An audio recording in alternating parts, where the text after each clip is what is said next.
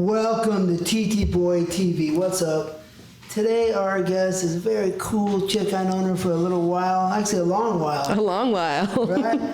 A 16-year veteran. She's now a superstar. Some say BBW, but I just say she's a pretty ass, cool ass. Karla Lane, welcome. Thank you for having me. Now we use the word plus size. Oh yeah? It's one of those things I'm like, BBW, porn. Plus size porn star. Really? It's a fucking you thing. Is that what it is? It's PG now. Yeah. I don't even know. See, educate me. I never, you were really barely a BBW. You know what I mean? You're always pretty, but Thank beautiful. you. But yeah, right on the borderline, right? That's what I thought. I was always a little thicker. Like even now, I'm one of the smallest in the plus size area. It's more, I'm just shaped differently. One of my best friends, April Flores, she's a little more tummy based. So we're the same size, we're the same weight and everything, but we carry it so different that people think that she's larger than I am. And I'm like, no, we're the same. Yeah. So it's a different thing now. I'm like, we're the girls walking down the street now. We just get naughty in front of cameras. Oh yeah. You have a pretty big ass. I have a pretty big butt and it's still natural. Yeah? How big is it? 53 inches. Well, that's pretty big. Yeah. That's got good shape too. It's got a nice little bounce. Well, right now, we're just going to talk about this real quick since it's so busy out front, yes. Right?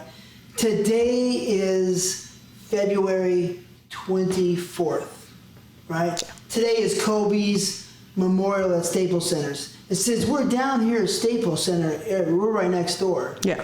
We're going to, talk about him for a minute, you know what I mean? And you told me something in the elevator, but how did you feel when you heard this terrible news?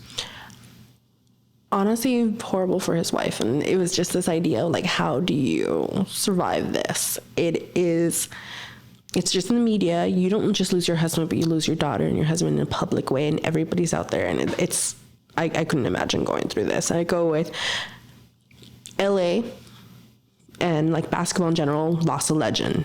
He was retired, but that was a living legend at the time. And now he's gone. But to see that and be the wife and being like, go through that, I'm like, sad face, I don't know.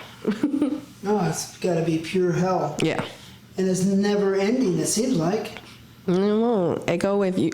You'll be driving down the street and she might be driving and see the giant Kobe memorial painting that they did 15 years ago and trigger right there. Yeah, it's got to be rough as hell. And then people talk bad, they talk good. It's like, this guy was so special to so many people.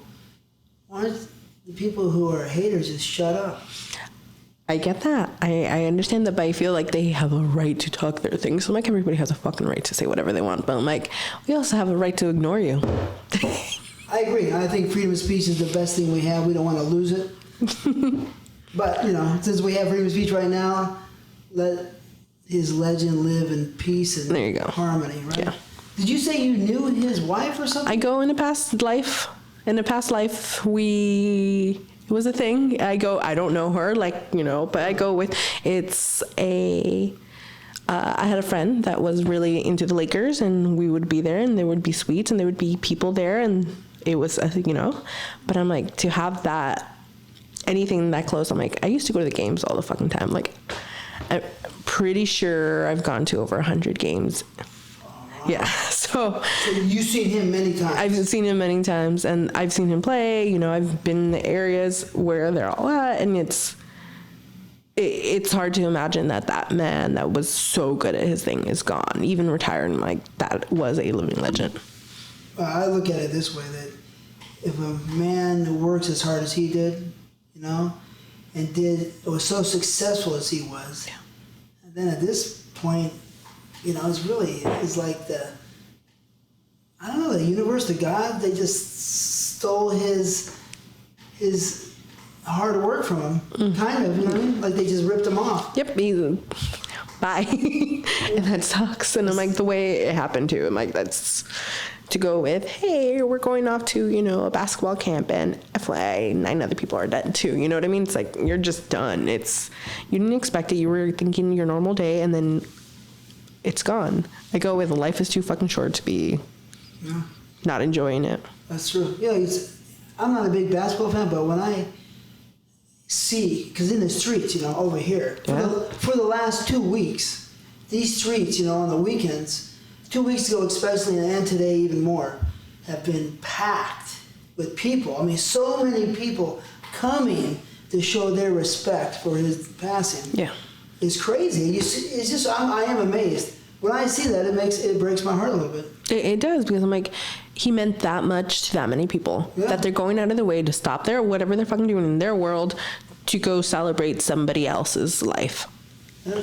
And I'm gonna even go farther than that. I'm gonna bet you some money that these fans would rather go see Kobe's memorial than some of their own family. Oh, I go with, sometimes family doesn't mean as much as people on TV.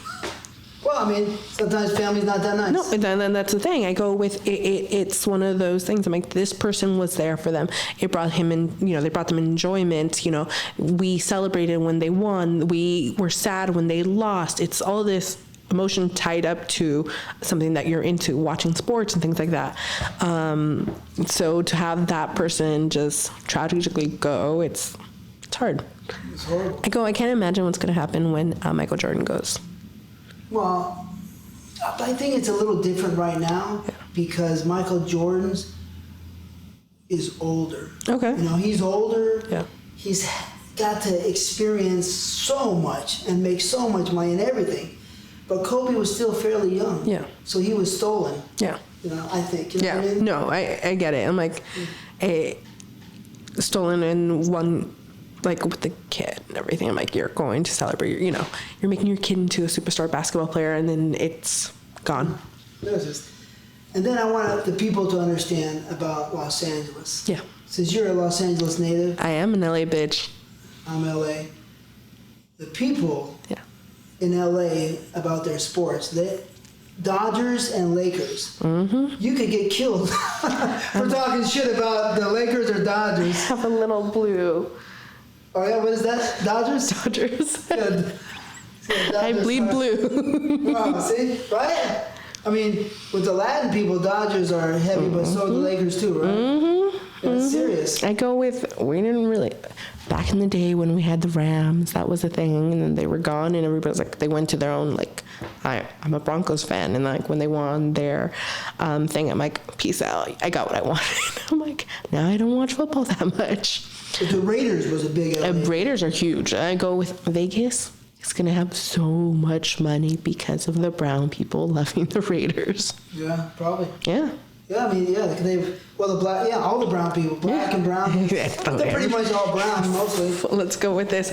Anything that you write, you go around and you see the Raiders stickers. I'm like, we haven't had the fucking Raiders in so long, but you still rocking the thing. I'm like, they've been up there, now they're in Vegas. Have you seen the arena out there? That shit's gorgeous. Yeah, it's big. They're spending so much money. Yeah. And they're going to make so much money. $2 billion, I think. Mm-hmm. But right, Ice Cube, NWA, Dre, Dr. Dre, and Easy. Yeah. Right, they helped pump up the ratings. Yep. I think. You know? It was the things. I'm like, you saw the baseball hats, you saw the T-shirts, the hoodies, and all this. You're like, well, they want it, I want it too, and they became the cultural thing. And now it's like it's stuck. And it's interesting how sports and things like that become part of our growing up and like our cultural. They're things they stick with them. Dodgers, bleed blue. I have a fucking blue tattoo. Come on. Yeah, that's pretty serious. Yeah. I mean, that's what I'm saying. Yeah. With I'm Latin, you know what I mean? Yeah. I'm Puerto Rican, but you're Mexican, right? I'm Mexican and Salvadoran, half. Salvadoran? Uh-huh. Oh. Mitad. So double Latin. Uh-huh. Double attitude. But I see so many blue Dodgers, so many. Well, pretty much it seemed like the essays, right? You really flash that hard, the Blues? Yes, and now it's just everybody that just grew up here because we grew up so close to I grew up in Highland Park, which is throwing distance to the Dodger Stadium, and it's interesting to see, even if you weren't into it, it was kind of like, okay, well, this is what we do. You know, we support them because they're here, they're so local. Yeah. Now it's everybody. Now I'm like, you go to a Dodger game now, it's mixed. Everybody's there. Yeah. You go further down, you get a little more white people and a little more people that can afford the better tickets, and then you go up there, and those are the OG or the field tickets. Right. Those are the OG ones. Those are like, I bleed blue. Yeah. I'm like, are you from a gang? I know. I was a good girl. I graduated valedictorian. Oh yeah, I want to hear about that in a second. Yeah, that's interesting. So what have you been up to since I've seen you last? And it's been, I'm guessing, 10 years? 10 years. Yeah. What have you been up to? Honestly, probably the easiest way to do is opening doors, like for plus size performers and making it a thing. I go with, in the beginning, how many fat girls did you used to hire? Well, I mean, in my opinion, I kind of started the trend a little bit. You did. You know, mainstream companies, right? I go with you did. You hired me more back then than most people did.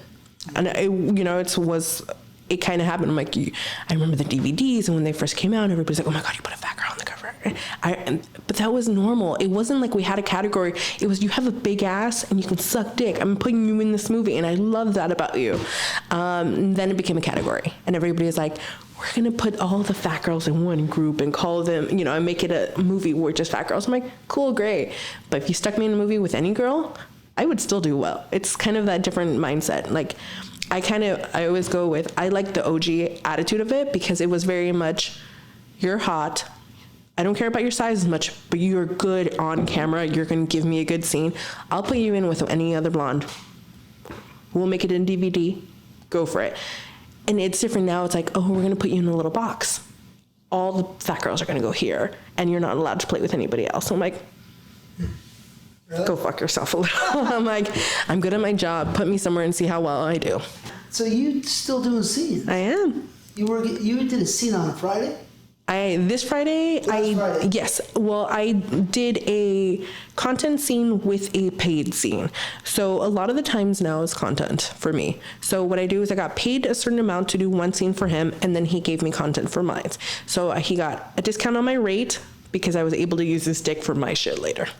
How much is your normal rate today? For a boy girl, I go anywhere from 1,000 to 15, depending on what I'm doing. Oh, the rates are a little higher. It's a little higher, but I'm also superstar. I'm also me. So yeah. Thank you. I mean, it happens. Yeah, it happens. I go with, I don't have to work for you. If I want to, you want to pay the rate, I'll be there. I'll suck all the fucking dicks you want me to. But if not, then it was really nice. You've been talking a lot about sucking dicks. Yeah, I love sucking dicks. Yeah, that's your favorite thing? I'm very much more of a giver than a taker. Yeah? I'll go down on a guy forever. I'm like, receiving, No? It's good, but I come so fast, it's not even worth it. Are you a one-hitter quitter? No, it can keep going, but at a certain point it just gets annoying. It's like, how many times can you come? I'm like, all right, I'm like, can I just blow you?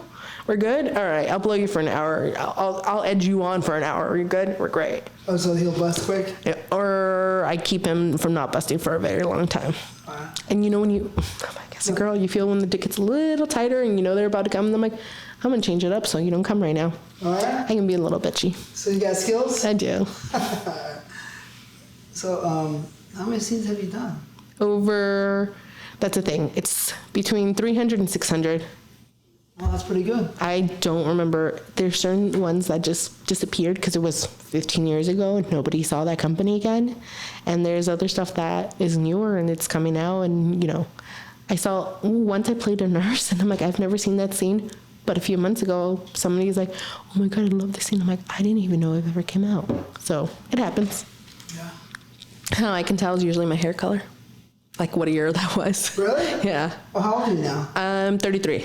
So that's why I can't be at 16, because I'm like, hey, there would be some people in trouble. So you started when you were 18? In the week of my 18th birthday. Whoa. So yeah. How? Why? I like guys jacking off to me, and I love being center of attention. What better way to be center of attention than having a guy just think of you while they're masturbating? That's why you've got. Mm-hmm. Now that's how I started. I think now why I stick around is to be the normal girl. I have a normal body. I look like everybody down the street. I want them to be represented on camera. I go with, if you think I'm sexy and I can do it, you should get on your husband's dick too and do the same thing I'm doing. But how did you get in the business? It just happened. No. Oh, you want to hear the whole story? Yeah. I'm like, so do you want to hear about, so my husband worked at a video store, and at the videos. Oh, so you were married at 18? Or? I was with him at 18. So we got married like at 20 or whatever. Are you still with him? Yeah, I'm still with him. Same guy? Yeah, same guy. Yeah. Same guy. Tall, dark, Latin looking yes, guy. still. What's his name? And Tim. Tim. Okay. Mhm, we're still together. And we have, so we were together when I was 17. I was going to turn 18, and he worked at a video store with a guy named Gordon that's a photographer. So Gordon knew a few people, and he recommended that maybe I do this or that. But before that, I knew somebody else, and he turned 18 a few months before I did, that person being James Dean. Oh, yeah? Yeah, so we grew up together, like we didn't grow up together, but we went to college together, and we were both the youngest, like ones in college together. I went to once in a while. It was one of those things. We were teenagers, hooked up a few times. Okay. Like teenagers, you know, one of those things. And Oh, that's interesting. yeah, I'm like, oh gee, again, LA bitch, so shit happens. We went to a strip club on my 18th birthday. I met a stripper. She gave me a number. The number was to somebody named CJ. Do you remember CJ? Yeah. Pimp-looking guy, black guy, about 6'2". Yeah. CJ Ryan? Yeah. No, CJ, not CJ Wright. Older. He was more pimpier style. So this guy would come in and bring in girls.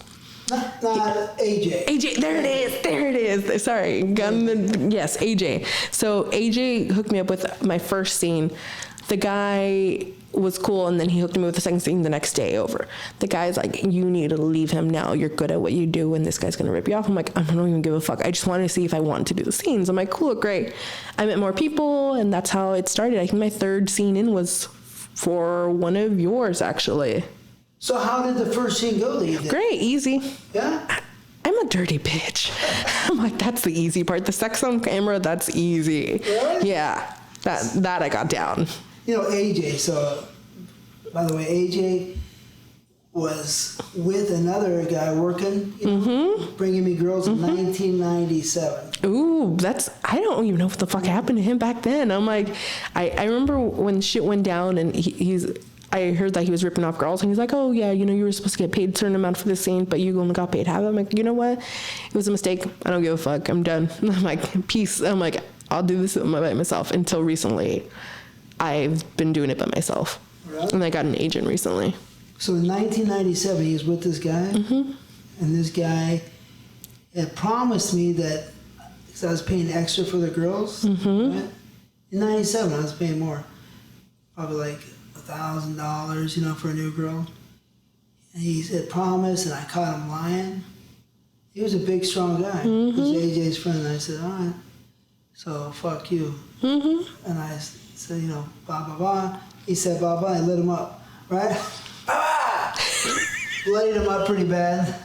And I called AJ, I said, hey, I want you working for me now.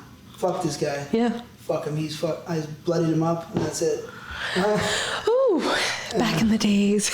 And that's how AJ, you know? Yeah, that's how and I go with that man was good at picking out girls. There was a few girls that he got that, I know a few are still around, or, you know, doing their thing, but I'm like, he was good at making girls think that they could make money off this. The keys, some were, a few times they would shoot and they were to be out, great. The guy stuck around. I'm like, it wasn't never him, it was just, I needed the first shoot, and he had the first shoot lined up. I'm like, all right, I'm done. I'm gonna go somewhere else and do it on my own, and I have. Yeah, I mean, he's a great segue. He wasn't good in between. I go with, he's pissed off a lot of people, and then, but we all have. I'm like, fuck it. So I think it's one of those things I think some girls learn, and they use it for what it is to get in, and then other girls are like, I'm going to be stupid and not learn how to do this on my own. But, so your first scene, do you remember the person? I think it was with Alex something. Alex Sanders? No. Brothers, there were the two brothers. I don't remember. Right, maybe, yeah. Bang Bros? No, Bang Brothers. Something with the brothers. I don't remember what it was. Bogus Brothers? Yes. Yeah, I never knew, but I heard their name. Yeah. Right. So it was one of those things. I mean, I literally showed up to somebody's garage, fucked a guy. We saw each other's tests, fucked a guy. I'm like, peace, check, I'm out. Thank you. The guy do a good job? Yeah, it was fun. It was easy. I go with, sex for me is easy. Yeah. It's the building up and it's like, can we make it look really good? So that's 2005 you started? Yes. So yeah, Viagra was there. People could do it, but before Viagra, it was pretty hard for people. Yep, I go with, but I was always a good fluffer. Yeah. I was always a good fluffer. Sucking dick. Yeah. Oh yeah. I remember I would end up at orgies back then, and I would literally start sucking the guy's dick because they wouldn't get hard, or they couldn't get hard while they were doing this. And I'm like, fuck it, I'm like, you're good, we're tested, we're great. Let's just put it in my mouth. I'll take one for the team. Oh, so many times. And I would always get paid extra. Later, the guys are like, whoever was filming was like, I couldn't have done this without you. I'm like, cool. I'm like, you want to add a little more money to that check?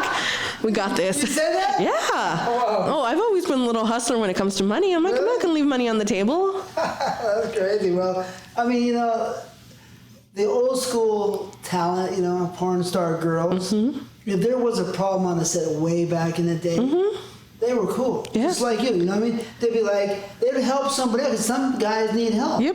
Right? And they would help them out. But I get the feeling that the girls of today would never do that. There's only so many that would do it. Most girls, it's not my job to get you hard. I'm like, but it's your job to get us out of here faster. So that means if you lick his nipple while he's rubbing his dick, you lick his nipple. And so today that's not Most girls don't. Really? Most girls are going with, Yeah. Kind of like a prostitute or something. no, not even like that. It's like almost, I love girls nowadays, but I'm like, it's almost like they don't understand a time before Viagra when you had to do it. Now it's like, pop a pill, make it work. I'm like, just play with his nipple, get him hard. It makes all our lives easier. How much did you get paid that first scene? I think it was $800. Really? Yeah. Well, so that's a quick, easy money, right? I was young, stupid, and I would take the money. I'm like, all right, I'm down. Yeah. What did your boyfriend? I mean, obviously, he looked like he was always down. Yeah, he was always supportive. He's still supportive of my career. Yeah. Last year at AVN, I walked the red carpet with him and my boyfriend. Wow. I have multiples. What the fuck? Really? I'm very interesting. You have a boyfriend too, and he says that's cool? I have a husband and 2 boyfriends.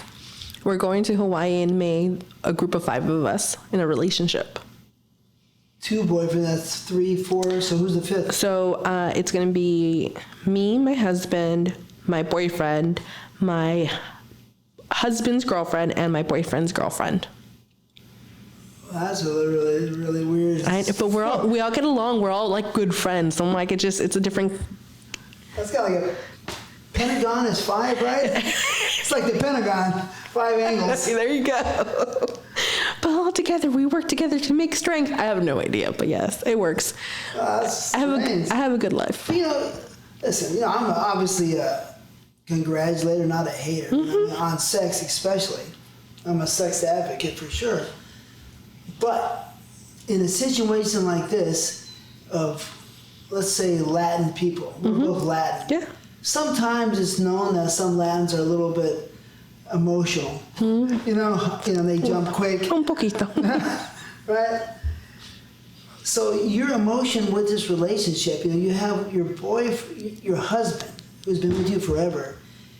Are you ever afraid that like maybe he's gonna be like, I'm not feeling this? You know what I mean? My feelings are hurt because this guy is fucking the girl I love, and maybe I don't like it. Maybe she's coming better with him.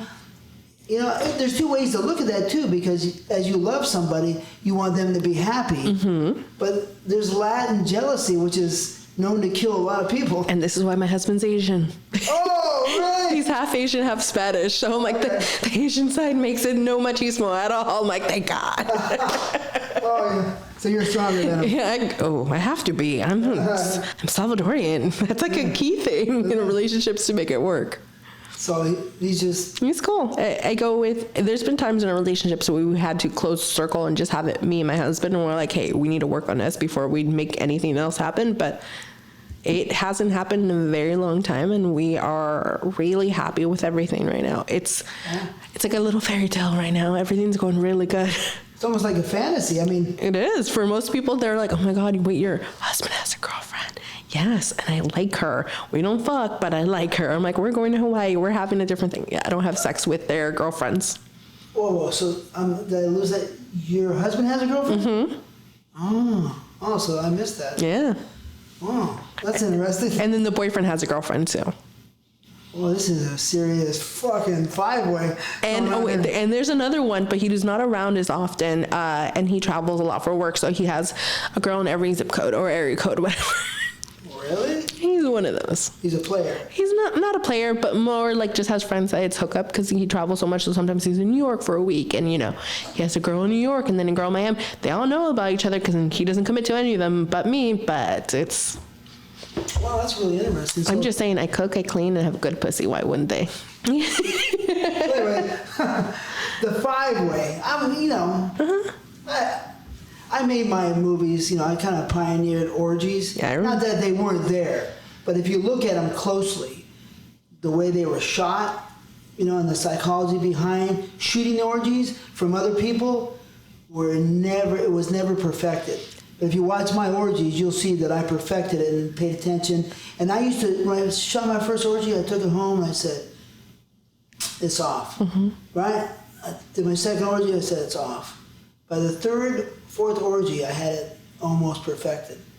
Did you know that? I was in a few of your orgies back in the day. I still liked how you ran so many cameras and you had the way that you set it up and the editing on it. Editing an orgy to keep it flowing is difficult because there's so much going on and you don't want to just focus on one girl. You want to keep that flow. I go with your editors back in the day, great, and your camera guys and how they were able to not fuck with each other and like bump into each other and things like that. It was always like, it was like a little ballet of orgies. I liked it. And I bring that point up because of you're having an orgy at home. Is that what it is? 5-way on the vacation? No, or it's all separate? It's all separate. Really, 2 people together? Typically. Sometimes there's a third, but typically it's only the 2. So no 5-ways? No, it's too complicated with 5 ways. I'm like, let's just make somebody come and move on to the next dick. For your family? Yeah, really? I don't know. I'm just saying. Yeah, I mean, obviously, Yeah, you just, you hang out with the boyfriend in the morning, you blow him, and then nighttime when you go home, you have sex with your husband. But didn't you say you're going on a vacation Yes, together? we've never been on vacation together. It's the first time. Oh, okay. So this is the first time we're all going to be under the same roof for a week in Hawaii. You smoke weed? I do not. No? I'm a good girl. You drink? I do like tequila sometimes, yes. Does it make you crazy? It does not make me crazy. It makes me sleepy. Really? Yeah. Oh.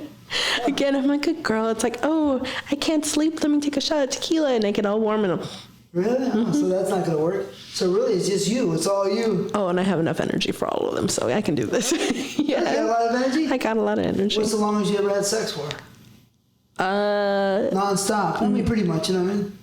I would go probably 4 hours nonstop, but there was in my younger days, I went 24 hours like basically with one guy, and we would literally nap, fuck, and it was not even sleep. It was like just napping like for 30 minutes. Like, let's do it. Well, how old were you? 23. This was 10 years ago. Somebody or Yeah, no, somebody. It was just a hookup. It was somebody that hadn't had sex in years, like literally fucking years. He broke up with a girlfriend. They didn't fuck for like 3-4 years. And it was one of those things like it just didn't happen or whatever happened. So I'm like, you can't go back onto the fucking market not fucking people. I'm like, this isn't the thing. So I literally fucked the brains out of him. I'm like, go date now. So you ruined him? He can't date now? I go, no, he actually got married. Like, he got married and did his thing. But I'm like, you couldn't go into the market, like, not fucking for that long and think you're going to meet a girl. I'm like, let's just get all the fucking out of the way. You go find the girl that you're in love with. You can fall in love with her, fuck her, be normal. But I'll give you one last hurrah. Oh, so you used to date the guy? No, I just hooked up with him once. And fucked him for 24 hours. That's a pretty serious hookup. I go with it was, but again, he went 3 years dry, so I had to make up for it. Oh, you're gangster like that, right? Sometimes. You got the homies back. I'm like, I will make up for all the sex you didn't have. I got you. Don't you think you ruined him, though? Because now you got to go find a girl that's got to have at least sex 24 hours? No, I think it's almost you go from like 0 to 100, and then you're like, I'm going to stick in the middle. All right. Seems broken. Yeah, exactly. I'm like, I don't want to go with none. I don't want to go with super fast. I just want to go like 50 miles an hour on the freeway kind of fast. So you broke him? No, maybe. I don't know. I'll ask him one day. So when you have sex with the guys, do they go, oh, the pussy's, they got to be careful not to come too quick? Or they got to be careful when you're blowing them? I think my blowing is better than my pussy. My best hole is my mouth. Yeah? Yeah. It's just because I can control more. I do the vibrating tongue. I have a really long tongue. Let's see. Whoa! Turn it sideways so they can see.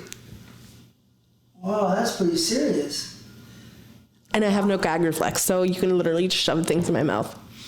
You're like, Hey, your tongue's longer than mine. That's fucking serious. Mm-hmm. Holy shit. Again, I'm a dirty girl. You look at me and I just look so innocent. You're like, wait, what? Okay, I see you. It's like a snake tongue almost. So, all right, so now you got to explain to me, how exactly do you give a blowjob?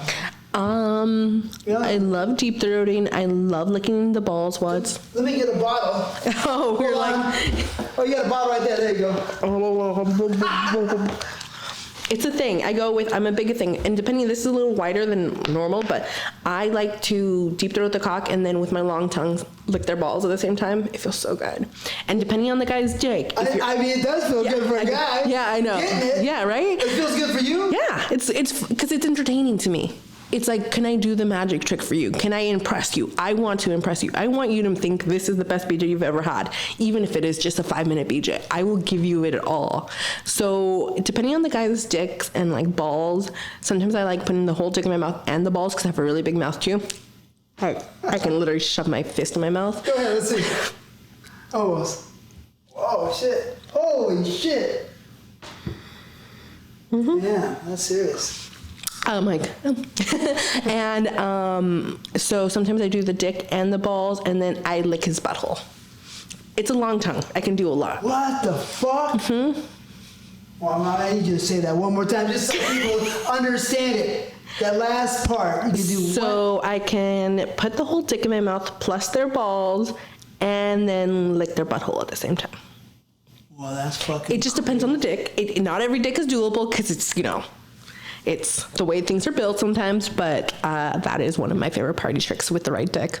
That's fucking crazy, man. Then you're like, wait, what? And then I just love seeing their faces and they're like, what the fuck is going on? I'm like, I've never felt that before. I'm like, and you won't ever again. You're right, because I've never heard that. Yeah, it's a party trick. And I've been around, you know what I mean? That's crazy, you know? Let me tell you a quick little story. There was once upon a time a girl named Linda Lovelace. Okay. Right? Have you heard of her? Right? Deep throat, right? Mm-hmm. So everybody, from what I understand, because I wasn't around then, but from what I understand, so many celebrities wanted to get deep throated. You know why? Because that terminology was not around yet. Right? Yeah. Gerard Damiano, the director, wrote that script and made that terminology. I worked with that guy in 1989. But anyways, so everybody wanted that exclusive blowjob. Yeah. And now you've got a more exclusive one. Yeah. But again, it just takes the right dick for it to happen. It has to be a good sized dick, but not too big, not too thick, and the balls have to either like a good size. Sometimes the guy's balls are a little too big and I can't physically shove them on the side of my cheeks while doing that. I'm gonna have my... That's crazy. So you can stick both the balls in there. I've had close to that. Maybe both balls, maybe. Rarely, but maybe, but not anything more than that. Yeah, I go with it's a new generation. We grew up with girls that watched porn. Do you know what I mean? Like the younger girls are almost go with they have to do shit more because they see everybody has Pornhub and things like that. So they see this and they're like, oh, if that girl does it, I have to do it. And they're learning shit so much younger than most of us did back in the days when we had VHSs and we had to go into our parents' like little thing. I'm like, there's a VHS with no label. That must be the porn. You know what I mean? We saw one or two growing up. These girls are seeing everything. So they're like, wait, deep throating? Yeah, you have to do that. That's a BJ nowadays. I'm like, back in the days, like, licking the tip would be a good thing. Now it's like, no, bitch, you have to lick the whole thing plus the balls, and then I'll upgrade. It's a thing. No, it is. When you bring up that point, it's a serious fact that the mystique and the mysteriousness of a girl and a boy fucking is like no longer there because it's everywhere. When I grew up, it's like, oh my God, look at the girl's pussy in a magazine or in the movie, right? Because some of the movies in the 1980s. Because the beta came around in like 1988 from what I understand. And by 84, 85, the VHS came. but you had to have a lot of money, and then you had to go to the right place to grab the right tape to watch a porno. So it was very difficult compared to today, right? It's crazy. Yeah, I'm like, nowadays on your phone, just put it on there and you're like, okay, I see it. I know what it is. Yeah, you know what? And sometimes, like what you're saying, kind of it pertains to that. It's already been done. You've already seen it. So it takes away the gloss of it. It's not as shiny as it once was. Exactly. Now you have the guys that expect the girls to do anal and everything. Not every girl can physically do anal, but it's like, oh, I see it on my phone, so it must be everybody does. I'm like, Yeah, it makes you wonder, like, really what's going inside the people's head. You know, I mean, what are they thinking when they see this at a young age? Yep. You know, like, makes you, I mean, I know what I was thinking. I saw two people fucking, I was like, yeah, this is great. But now it's so much and so way out there, mentally, you know, and visually. So what do they think? You know, I go with, what generation are we fucking up next with this stuff? And I'm like, it sucks, but I'm like, it's just too accessible. I think my biggest issue sometimes is that they treat it as sex education. It's not. It's a fucking fantasy. What I do on camera is not what you should be doing with your girlfriend. I am sorry. It's... Well, I mean... No, you could, but I'm just saying. You're my girlfriend, and back when I was 16, I'd be like, whoa! Like, I couldn't get my shit. That's why I came in 3 minutes, and, but... That's what I say one more time. That is fucking crazy. You like a butthole. I mean, it's crazy, but... Thank you. It's interesting. I'm like, it's the whole thing, how everything's playing out with it just being so accessible. I'm like, people are doing things so much younger nowadays, and and they think, cool, taking selfies of yourself naked underage. Do you know that's considered child porn? You're fucked if they catch it on your phone. Fucked. And your parents are fucked too if you send it to somebody, because then they're the ones distributing child porn because it's under their account. Yeah, don't send nudes. Go online, go look at a naked bitch if you want to, but don't do it of yourself. Yeah, I mean, that makes you wonder one thing. If the people are becoming more educated and more understanding of their bodies, should the age be dropped down? I'd go with, I don't know that many smart 16-year-olds. I don't know that many smart 15-year-olds. Like, it's not a thing. I'm like, I don't know that many smart 18-year-olds, really, at the end of the day. I'm like... I don't know. I believe you. That's a great point. Yeah. that decides it. It's like, you prove to me that you can handle this shit without getting in trouble, go for it. But I'm like, it's interesting when you see that, again, I was an 18-year-old starting porn, but when I see the 18-year-old girl starting porn today, and I'm like, you better understand that this is forever. This isn't going away. You do this is forever. Everybody will see it. Everybody will find out. Your teacher that you went to school with is going to jack off to you. It's going to be that weird shit. You better be okay with that and understand that this is not a short-term thing. Make this into a career. Be a good girl, make your money, and keep making your money. Don't treat it as 6 months, because 6 months it's going to fucking ruin you. Maybe, but I mean, it's a different psychology, because when in my day, right, I started in the 80s. Yeah. The girls, young girls started. I mean, it wasn't like, I don't think it's like today because porno is so accessible. But in those days, some of those girls would come on the set or just disappear because their next door neighbor or their family, and it was so looked down on, you know what I mean, that it was just like unbearable. Yeah. But today, it's not looked down on like it was back then. It depends on where you grew up. And you grew up in the city, you grew up in LA, yeah, fuck, my neighbor's a porn star. You grew up in goddamn middle of nowhere. I'm gonna go visit my boyfriend's family this week in like Idaho, I believe. Cool, great. He's telling me his town is 1,600 people. My high school was 1,600 people. I don't know how to relate that to a small town. So if you're like, if you grew up in a bigger city, yeah, fuck, nobody gives a fuck. But if you grew up in the middle of nowhere, it's a different way though. The mentality is a little bit slower, but we have to understand what is going on. What we have is so much media and access to your phone. Everybody in the world is at that point of speed of what's going on in the time. So it's not like they're far behind. Like you might think like 30 years ago, 40 years ago, a little town, come on, small bumpkin ideas. No, everybody has media to look at. So almost everybody is at the same level.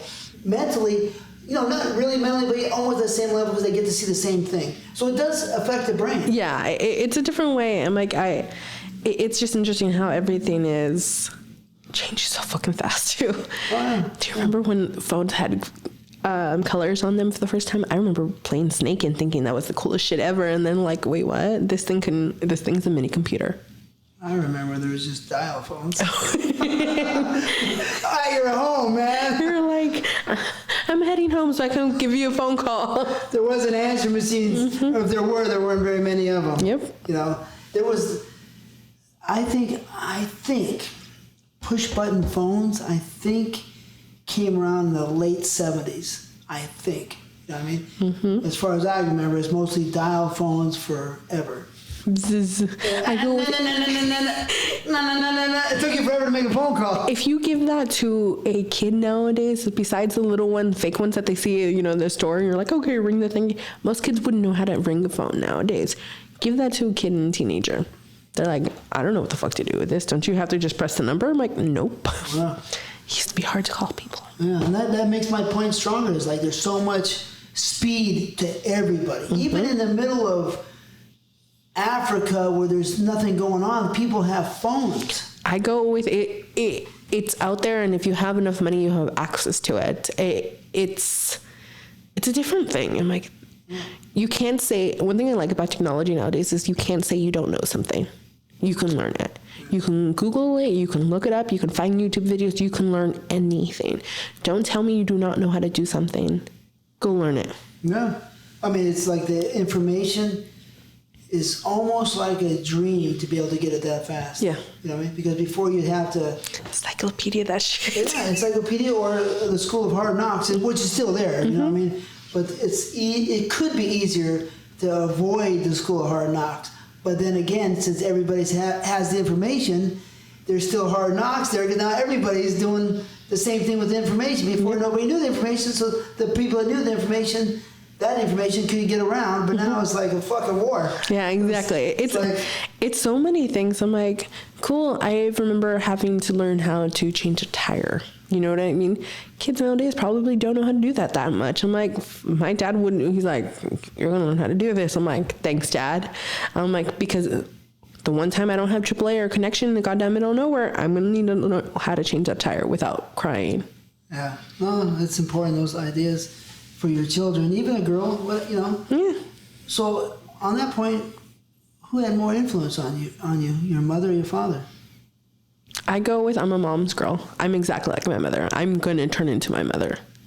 Well, you say you're a naughty girl. You say your mom was a naughty girl? I go with probably, I have no doubt about what my mom used to do or not do, but I go with, like attitude-wise and everything. It's funny, I just had brunch with her this weekend, and I forget, I'm so much like her, it's not even funny. Really? Mm-hmm. Just attitude-wise and the way that we handle things. I go with, I'm more street smart than she is. But I also very much like, I can get you in and out of trouble. No questions. Like, I'll just smile and get out of it. I'm like, do you know how many times I've been pulled over and not gotten a ticket because I'm like, oh my God, I'm so sorry, officer. I'm so sorry. I didn't mean to do this, even if I blatantly just did this.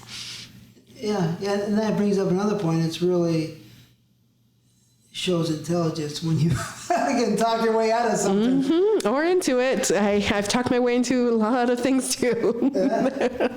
So your mom can talk like that? Mm-hmm. Kind of? She's good, but I'm better when it comes to things like that. But it's I think the way that we react to things. We could, if you told us right now that we had to walk away with a bag, and that's it, we couldn't do it. We wouldn't look back. It would be like, peace. And that's something she has.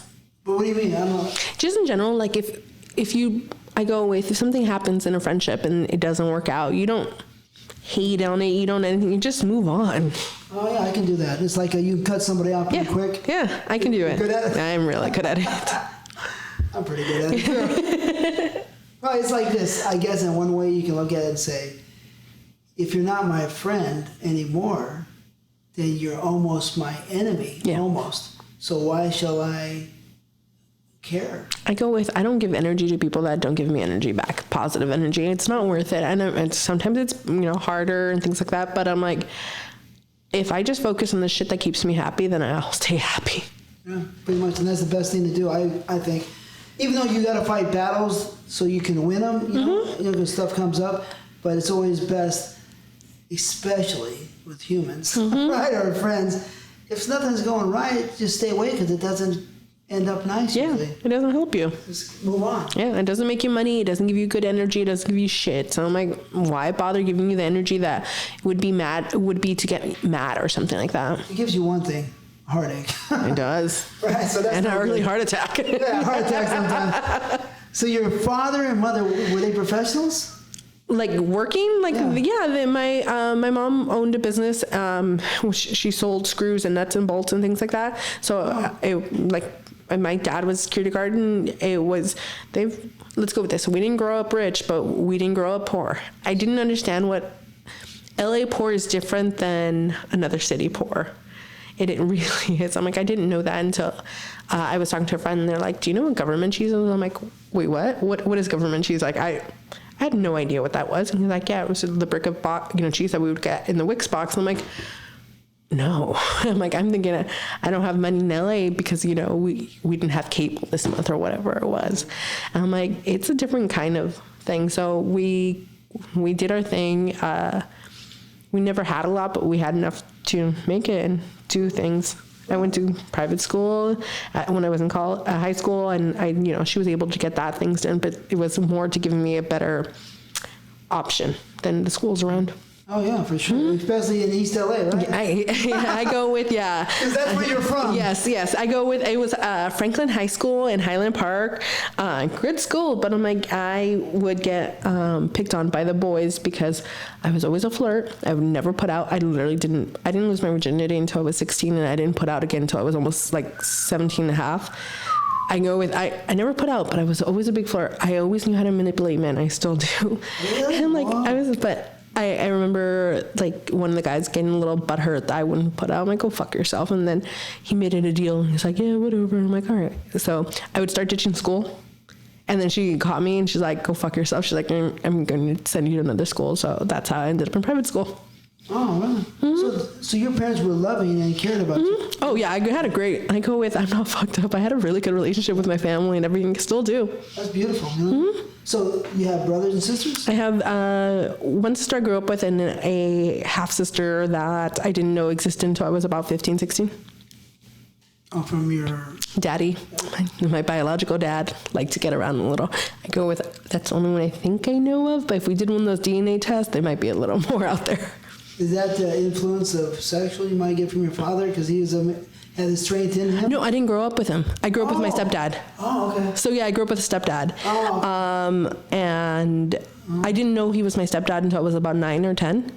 And the teacher kind of ratted him out because we didn't have the same last name as my sister. And I didn't know, I was very young when he came into my life. I was like 1. So I didn't know that he wasn't my dad. It was always like he was just there growing up. And I was never treated differently. I almost think I was his favorite over my sister, but that's shh. But I didn't know that, and I didn't think of anything different. So when I finally found out, then I asked to meet my biological father, and then he happened to tell me that I had another sister. And I get along with both my sisters. I have a good relationship with all of them. Well, you look like you're a pretty friendly person. You get along with... I try. Yeah? I go with, I try. You cut them off, right? Yes, So. I go with, there's been times, I go right now, everything's going good right now, but there's been times where I have cut off sisters or like a sister and not spoken to her for a few years because I'm like, you fucked up. I'm like, I'm not going to support your fuck up. Yeah. So you're in school and you're a big flirt. Mm-hmm. When did you start flirting? I've always been a flirt, even very young. I mean, very young. What's that? 8, 5. Like I would flirt with girls and boys to get my way, and it was never like a sexual, but it would be like that cute, over the top, like, hi, I really need your help. Can you help me catch, get this candy off the top shelf or whatever? But almost spreading the sweetness too much to get my way, and I always did. I joke like I always get my way. Well, I mean, you have that look, that sweet, and that smile you got. Right? Like you really were. You see it from TV? What? But that's what it's always worked for me. So I'm like, I know my strong points in life. Oh, that's pretty cool.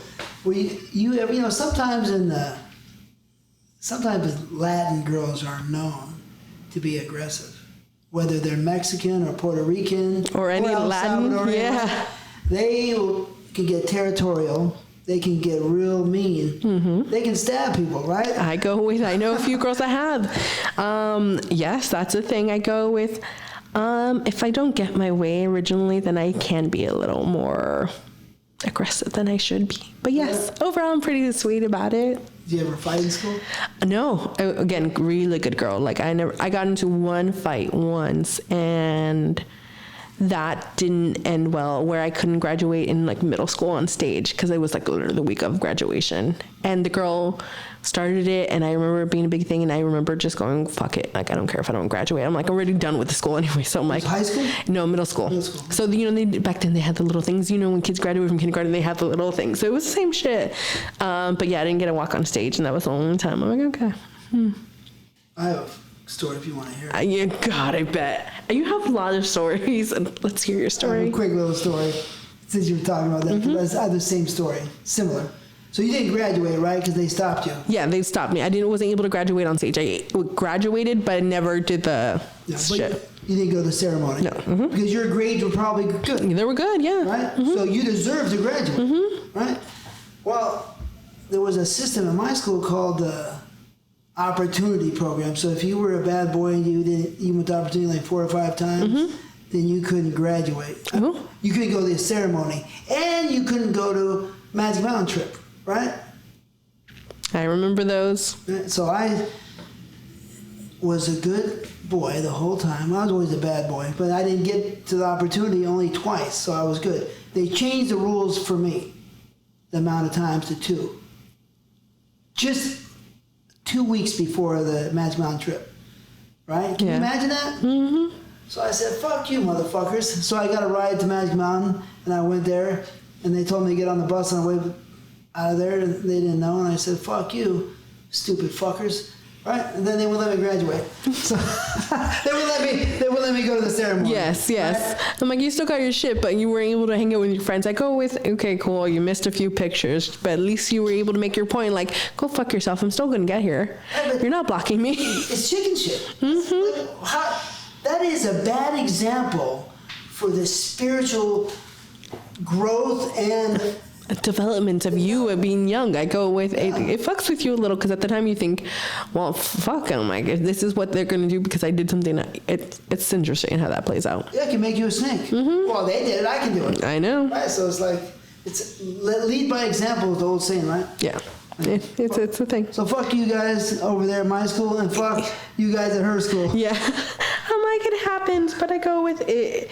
It's interesting how at the time when you're young, you think, like, oh my God, this is all matters. This is it. I'm like, shit, that shit doesn't matter when you get old. If you get old, it doesn't matter. Yeah, let's go. So how were your grades in school? Really good. I graduated valedictorian in high school. That's what you said earlier. Mm-hmm. So that's the top of the class. Mm-hmm. That's number 1? Mm-hmm. Yes? Number 1. Whoa, that's serious. Yeah. I was a good girl. I'm like, I studied. I'm like, I've been,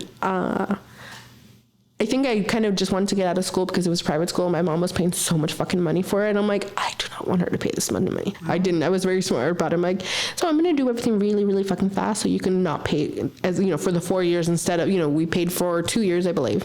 Wow, that's really nice of you. I mean, that's thoughtful. Yeah.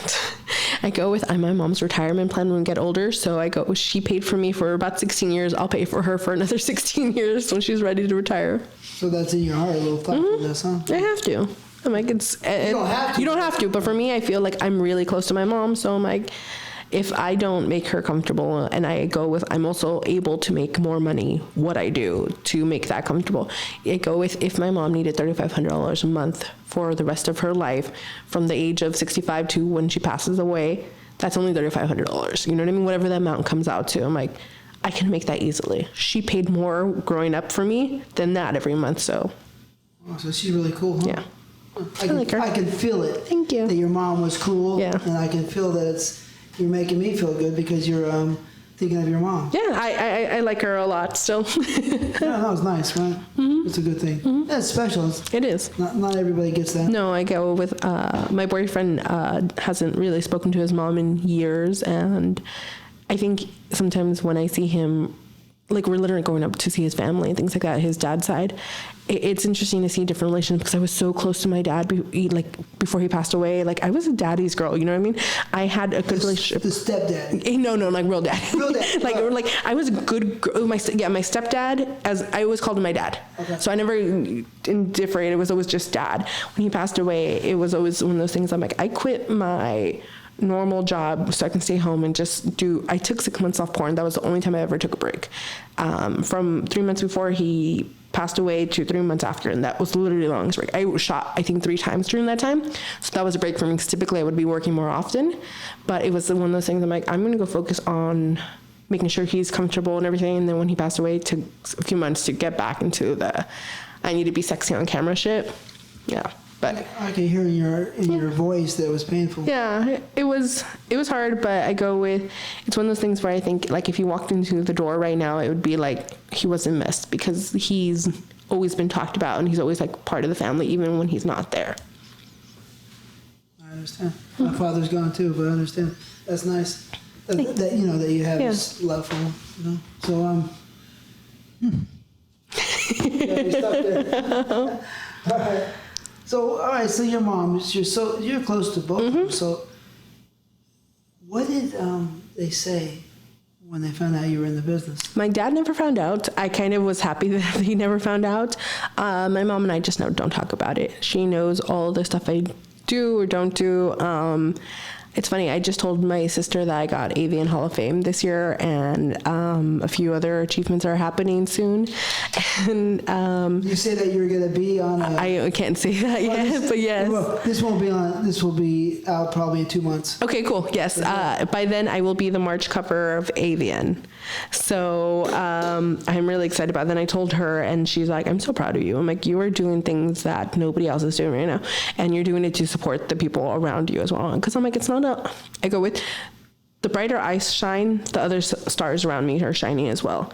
It's just not me being like, hey, this is it. You know what I mean? I go with, I want everybody around me to be getting this limelight like I am or can or whatever. So it's interesting to see how it's going to play out when that comes out.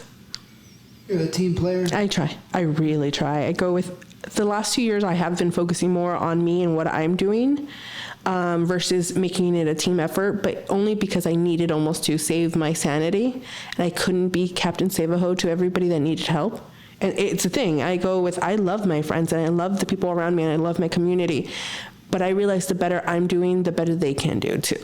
So if I got an opportunity with a particular company and they decided to shoot more plus size performers, cool, here's a list of my friends. It's just not going to be me, you know, they need to fill out the roster or whatever they're doing. I'm like, I shot for Penthouse, literally Penthouse. They shot plus size porn. I'm like, when the fuck did you ever think Penthouse would be anything but Penthouse Pets? But they did it. So but again, it couldn't have just been me. It had to be more girls. So I go with, if I'm able to get into the door and be the first on that means they're going to have to leave the door open for a few more people. Yeah, you want to be you don't have to be with BBWs or a plus size model. You just want to be with everybody. Yeah. You don't want to be singled out. No, and that's the thing. I think in my world, I am at the top of my world, but what I'm trying to pivot next is to be just a normal performer. In 5 years, I want to be nominated for Female Performer of the Year. Not niche performer, not plus size, not BBW, not anything. Female Performer of the Year. That is my goal. I'm calling that shot. I might make it, I might not. 5 years is my goal on that one. Well, let me give you a piece of advice, right? Because I've been around a long time, and I knew the original owner of AVN and all that, right? This is something I didn't do, right? And you got that personality.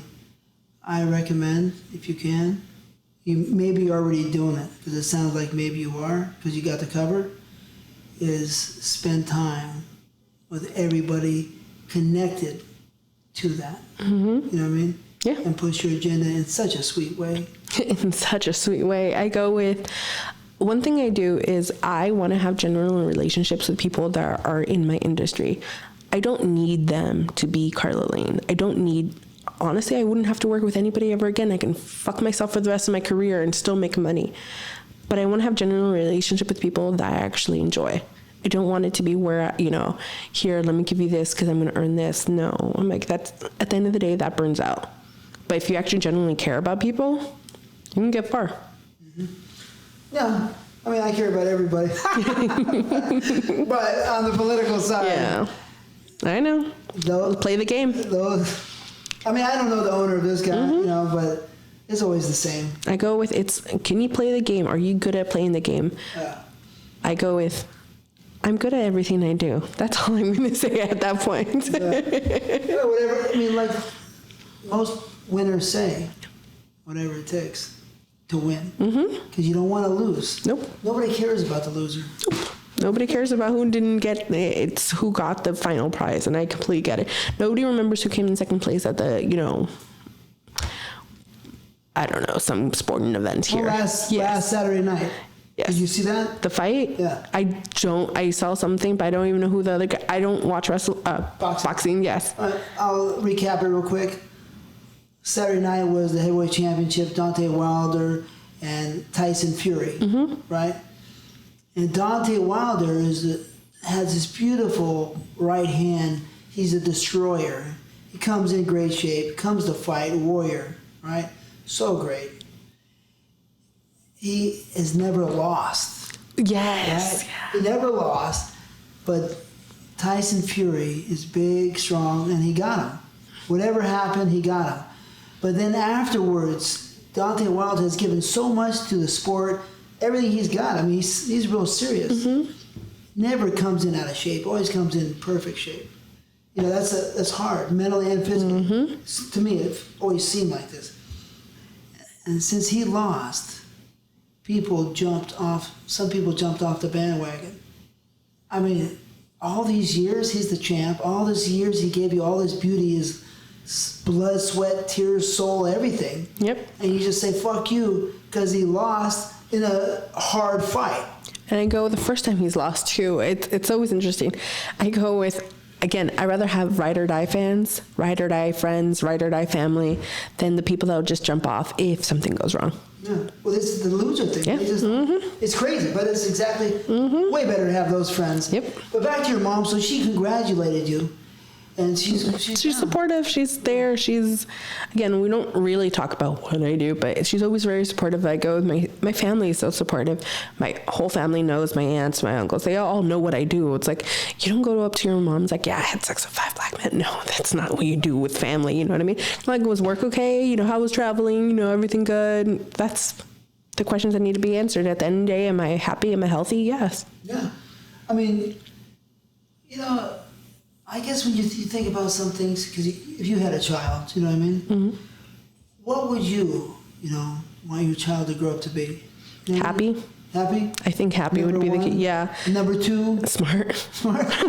I'm like, because you have those two, you can do anything. Yeah, right? And healthy. Yeah, healthy too. I think there's certain things, I think sometimes we get overwhelmed with things. And having so many things and having things get over. I'm like, there's certain material things. Yeah, I think basic stuff in life. Sometimes if you can be happy, healthy, and actually generally like your life, you can always look next door and see that person across the way has a newer building, has a bigger house, a small, whatever it is. I'm like, but if you can enjoy what you have right now, literally right now. There's 2 ways to look at it. You could be rich with life or rich with material. Yep. Or hopefully both. Huh? Yeah, and I'm like, if you can do both, good job. You're part of the 1% on that one where you can enjoy what you have. I go, one thing I'm doing, the older I get, I'm like, I'm enjoying my life more. Experiences. I have shit. I don't need more shit. You know what I mean? I have the things I want. I can have fancier cars. I can do all that stuff, which is cool, but I want to enjoy experiences. I'm all about experiences, memories, things like that. Going on vacation, doing something, traveling, doing something that's a memory versus physically getting the thing. I'm like, cool, my husband bought a new car. My husband wanted to get hipster car, a Mirai, which is a hydrogen car, which you fill in with hydrogen and it makes water. Yeah, I'm like, technology, right? It runs off of hydrogen. Yeah. It makes water? Yes. But what does the water do? The water gets dumped out, and then it's going to be watered for a plant or whatever. Yeah, I'm like, your car that makes water, right? But it's just a different kind of thing. I'm like, he wanted it, he got it, great, but that's not what brings him joy, you know what I mean? Well, material things are strange, in my opinion. They're exciting. There's a build-up, you know what I mean? They gotta get this, I gotta get this, right? And it's great to achieve what you get excited about, right? And get that done. But sometimes the gloss or polish gets faded. I go with, once you have that PlayStation, how often do you play with it? But you saved so hard as a kid for that thing. You wanted it so much. We all have them. When was the last time you played with yours? But the time when you first got it, you're like, oh my God, this is the best thing ever. And everything loses the gloss. Everything has that little polish. So I'm like, for me, the experiences are things that you can't take away right now. It's kind of like, cool. Do you remember that one time we went to Hawaii or that one time we went to Mexico? I just went to Mexico this weekend to TJ. We went to a high-end restaurant. We went to a casino and we saw strippers. We had a great night in TJ. I'm like, that's what the TJ is made for. You know what I mean? And that's an experience. Cool. I could easily gone and bought another purse for that price, but I'm like, for what? Because I have a purse already and I need something fancier, or can I do the experience of doing what I just did? And remembering like that I had an amazing meal. I had an grazing, I won $150 I had $40 on the table, and everybody around was like, oh my God, you did well. I'm like, I spent that money on, not hookers, but, on the working girls at the strip club. And I'm like, for me, 140 doesn't change my life, but for them, they had a great night. But you won 140? Yeah, on a roulette. I love roulette. In Mexico? On a casino. I didn't even know that. What? They have casinos. When was that? Literally Friday. No, when was the casinos put in? Oh, a few years ago. About 10 years ago that they started doing casinos, and I mean, they're high-end casinos. I go with gentrification in Mexico, and TJ is a real thing. I stayed in a hotel that was brand new and almost nicer than the ones I've stayed up here. It was gorgeous, beautiful bathrooms, and the price was like $87 for the night. Oh, really? And I'm like, okay, great. You had a valet service. It was an amazing building, brand new. And was it a major brand? No, it was. Or it's a Latin? No, it was a major brand. Marriott? No, not the Marriott. The Marriott there is okay. It's a little older, but this one was called like Q or something like that. And there's a lot of newer hotels. And it was like, okay, great. And then we showed up like, okay, well, this is really nice. And apparently they only opened in October, like barely brand new. And then there's a new strip club that was opening there. There was a new casino there. It was so, I remember going to TJ as a kid and thinking, oh my God, I'm gonna get shot. Like this is where it's gonna go down. I go into TJ and I'm like, I get into my Uber, I go to where I go, I do my thing, get in my Uber and go to the next place I'm going, and so on. I'm like, you don't have to I'm not saying interact, but I'm going, you don't have to put yourself in a situation where you don't feel comfortable anymore in a different country. I'm like, there's convenience. You get into your Uber and you go where you're going. We went to a place that had an amazing pulpo. Octopus. It was a fucking huge octopus. It was amazing. It was like the best food I've ever put in my mouth, and I've put in a lot of food in my mouth. And it was like smoky. Not all the food you can eat. Yeah, exactly. But it was so smoky and the flavor was so good. And I'm like, this is a meal. I'm like, in LA, if I were to got that might have cost me about $180. It was that good. How much was it then? $32. $32. So, this is interesting because, of course, I've been to Tijuana before you were born. Yeah, probably. Right? Way before you were born, right? I snuck down there when I was 16, which was what, 84. Right? Yeah. But you feel that it's real safe now? I think, let's go with this. LA can be real safe, or it can't be depending on where you go. You avoid the places that you're not supposed to be at, then yes. We went to I can't say the R word right now, the Revolution Street basically, which has been the main street forever. Yes, exactly. They revolutionary. Yes. Yeah, but I'm like, it's nice. Calle. Yes, and I'm like, there's certain areas, I'm like, okay, cool, great. Don't come off like you're a tourist and you're going to be picked on. Like if you come into an area, think you're like, oh my God, this is going to be bad. I'm like, go into an area like you belong. Nobody fucks with you. Yeah. It's the same thing. Confidence. Worldwide. I think anywhere you travel, I think fucking here. I'm like, walk down the street here and you go with like, okay, I don't belong here. And you're like, oh, okay, a little scared. Someone's going to fuck with you. You walk into the street like, I know where the fuck I'm going. Get the fuck out of my way.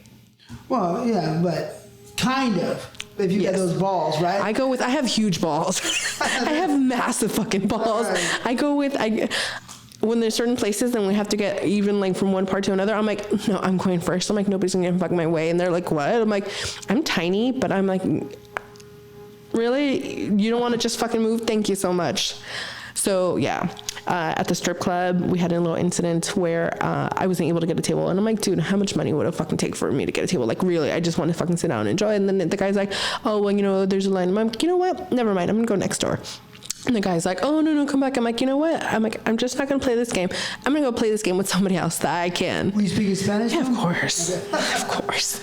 But I go with, my boyfriend was fucking with me. He's like, it's because you look like the girls there. They're not going to, and it's true. I look like, if in a different world, I could be one of those girls in those places.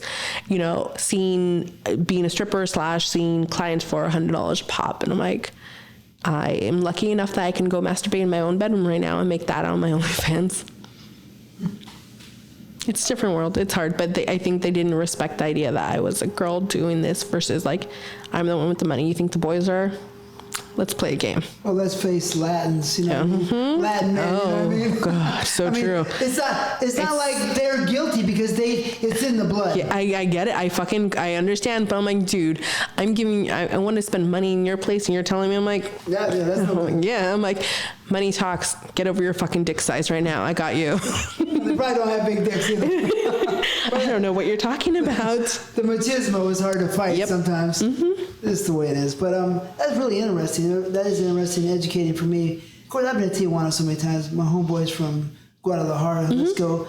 You know, we always hit Tijuana just back in the thousands. You know, it was getting dangerous, right? Yeah.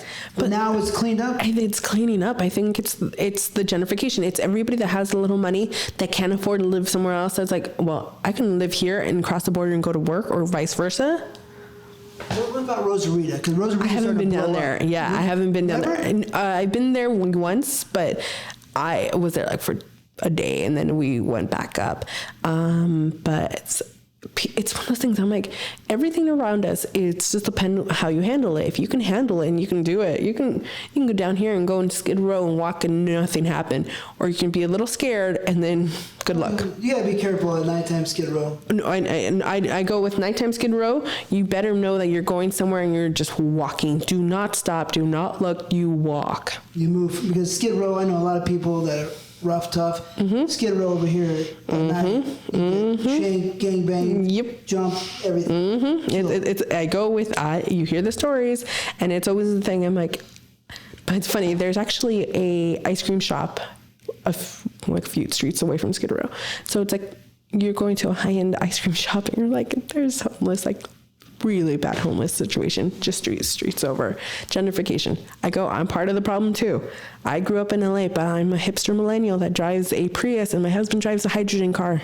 Well, we want to look at the one fact is this, you know, I mean, over there, they're not kidnapping anybody over here in downtown. Mm-hmm. But in Mexico, you know, they had graduated. Colombia was left behind, and they graduated to number one place in the world to be kidnapped. Was Mexico. Yes. Mexico City was number one. Yes. And Tijuana was not that friendly either. Yeah. But now that is pretty much money talks. Yeah, exactly. I'm like, instead of kidnapping me for $1,000 you think you're going to get, you know what? Go open up that restaurant and make really good food, because I'll give you more money than $1,000 if you're really good. Well, the casinos. Fuck, the casinos are so pretty. If you own the casino, you're a casino owner, and you're connected with the governments and whoever, right? So money, the boys. Money talks. If you're fucking up my fucking money, you know, by kidnapping people, fucking with them, then you're gonna have some trouble. Yep. And that's what I'm guessing. Yeah. So money's being poured. So if they scare people away, those people are gonna be in trouble. I mean, so you keep the white person happy, and they'll keep coming down there and spending their money. So it was one of those things. I'm like, it's changing. This is the second time I've been in a few months, and I'm like, I want to go back. I would go back next weekend if I didn't have anything else to do. It's fun. It's entertaining. And I'm like, the food was fucking ridiculous. I'm like, you can't get that here for a price that you don't want to just like throw up in your mouth a little after you eat it. Down there, I'm like, we had a great meal for $70. Drinks, everything. I'm like, what happened up here? 2 people? 3 people. 3 people? Mm-hmm. Okay, so that's like, $25, $22 each. What can you get here for $22? $23 each. Huh? A burger and maybe a drink. I mean, some places it's pretty ugly, but down the street I can get some tacos for $1. Exactly, I love the tacos too. And it's funny, but like we did TJ tacos, and like they're so fucking good. I'm like the guacamole, everything was like, oh okay. So making me hungry. I know, right? We went to Hong Kong. Hong Kong is like one of the biggest strip clubs there / brothel. And there's a taco guy on the corner. I don't want to stop that, but since you said brothel, how much are those girls? Anywhere from 100 to 200. Yeah. And you get them for the night or for the hour or whatever. Yeah, I'm like pretty girls. Ridiculously gorgeous. I go with, you have to be okay with plastic surgery, because these girls have been tucked and sucked and fucked because the surgery is so cheap down there. I can get my tits done for $2,000 in TJ. And quality? Good. Yeah, I go with good quality, and their asses are ridiculous. So you haven't seen like a lot of Americans go down there for their plastic surgery, because they do so many things that we can't do up here. They'll like liposuction more fat. Here we have a limit of like 2 liters of fat or something like that, which it isn't like it's a liter bottle. I'm like, if the girl's a little bigger, I'm like, you can only take so much. But down there they can suck more and then stick it in different places. I'm like, the girls' asses nowadays are just, let's go with this. It is an Instagram friendly models. They look hot as fuck. We want to go back to your point, but one more thing on that. So, what do you think, just off the top of your head, is the minimum wage there? You know, what do you think the people are getting paid? Any idea? Low? Low. Are you sure? I go with, it's depending on where you work. Like the casinos and the hotels that we stayed at, they're making more because they have to live that particular lifestyle to be there's certain people that are still begging on the street for a few change. I'm like, I don't know that. I'm like, I didn't spend that much time, but I go with the people that worked in my hotel, knew English and Spanish and some French. I'm like, because they know that the tourists that come in, that's what they do. And I'm like, it's so interesting to go down there and enjoy a different country and see how things are changing. Just like here, I'm like, I grew up in Highland Park. I can't afford to move to Highland Park because everybody decided that that's the neighborhood to live in. So now everything's $1.3-2 million. And you're like, I grew up here and I could have bought this house for $150,000 back in the day. Now it's millions. It's crazy. We go back to what you were saying. So the food? Food was amazing. Tacos were amazing. So literally right next to the strip club, there's a taco stand. That taco stand's like known to being the best taco guy around. And it's like, if you ever in Hong Kong, have those tacos. Yeah. It's good. That's what the club's called, Hong Kong. Yeah. I mean, Rosarita's got the high-rise buildings built. No, these are just getting built. These are the ones I'm like, if I was a different person and I knew these girls were hot, I'm like, I would probably rent out a space and get them all on OnlyFans. I'm like, so instead of going to this place, you're going to go work, you're going to do your own thing, and you produce 4 clips a day, upload them, and go make money on OnlyFans on your social media. Yeah, because that's what you said a few times already. OnlyFans? That does good for you? That does well for a lot of girls. The top girls are making over $35,000 a month. Yeah? Top girls on OnlyFans? All the girls combined, are you saying? Or are you just saying? No, one girl. Your friends? No, I have a few friends. I have one girlfriend that's making about 35 to 60.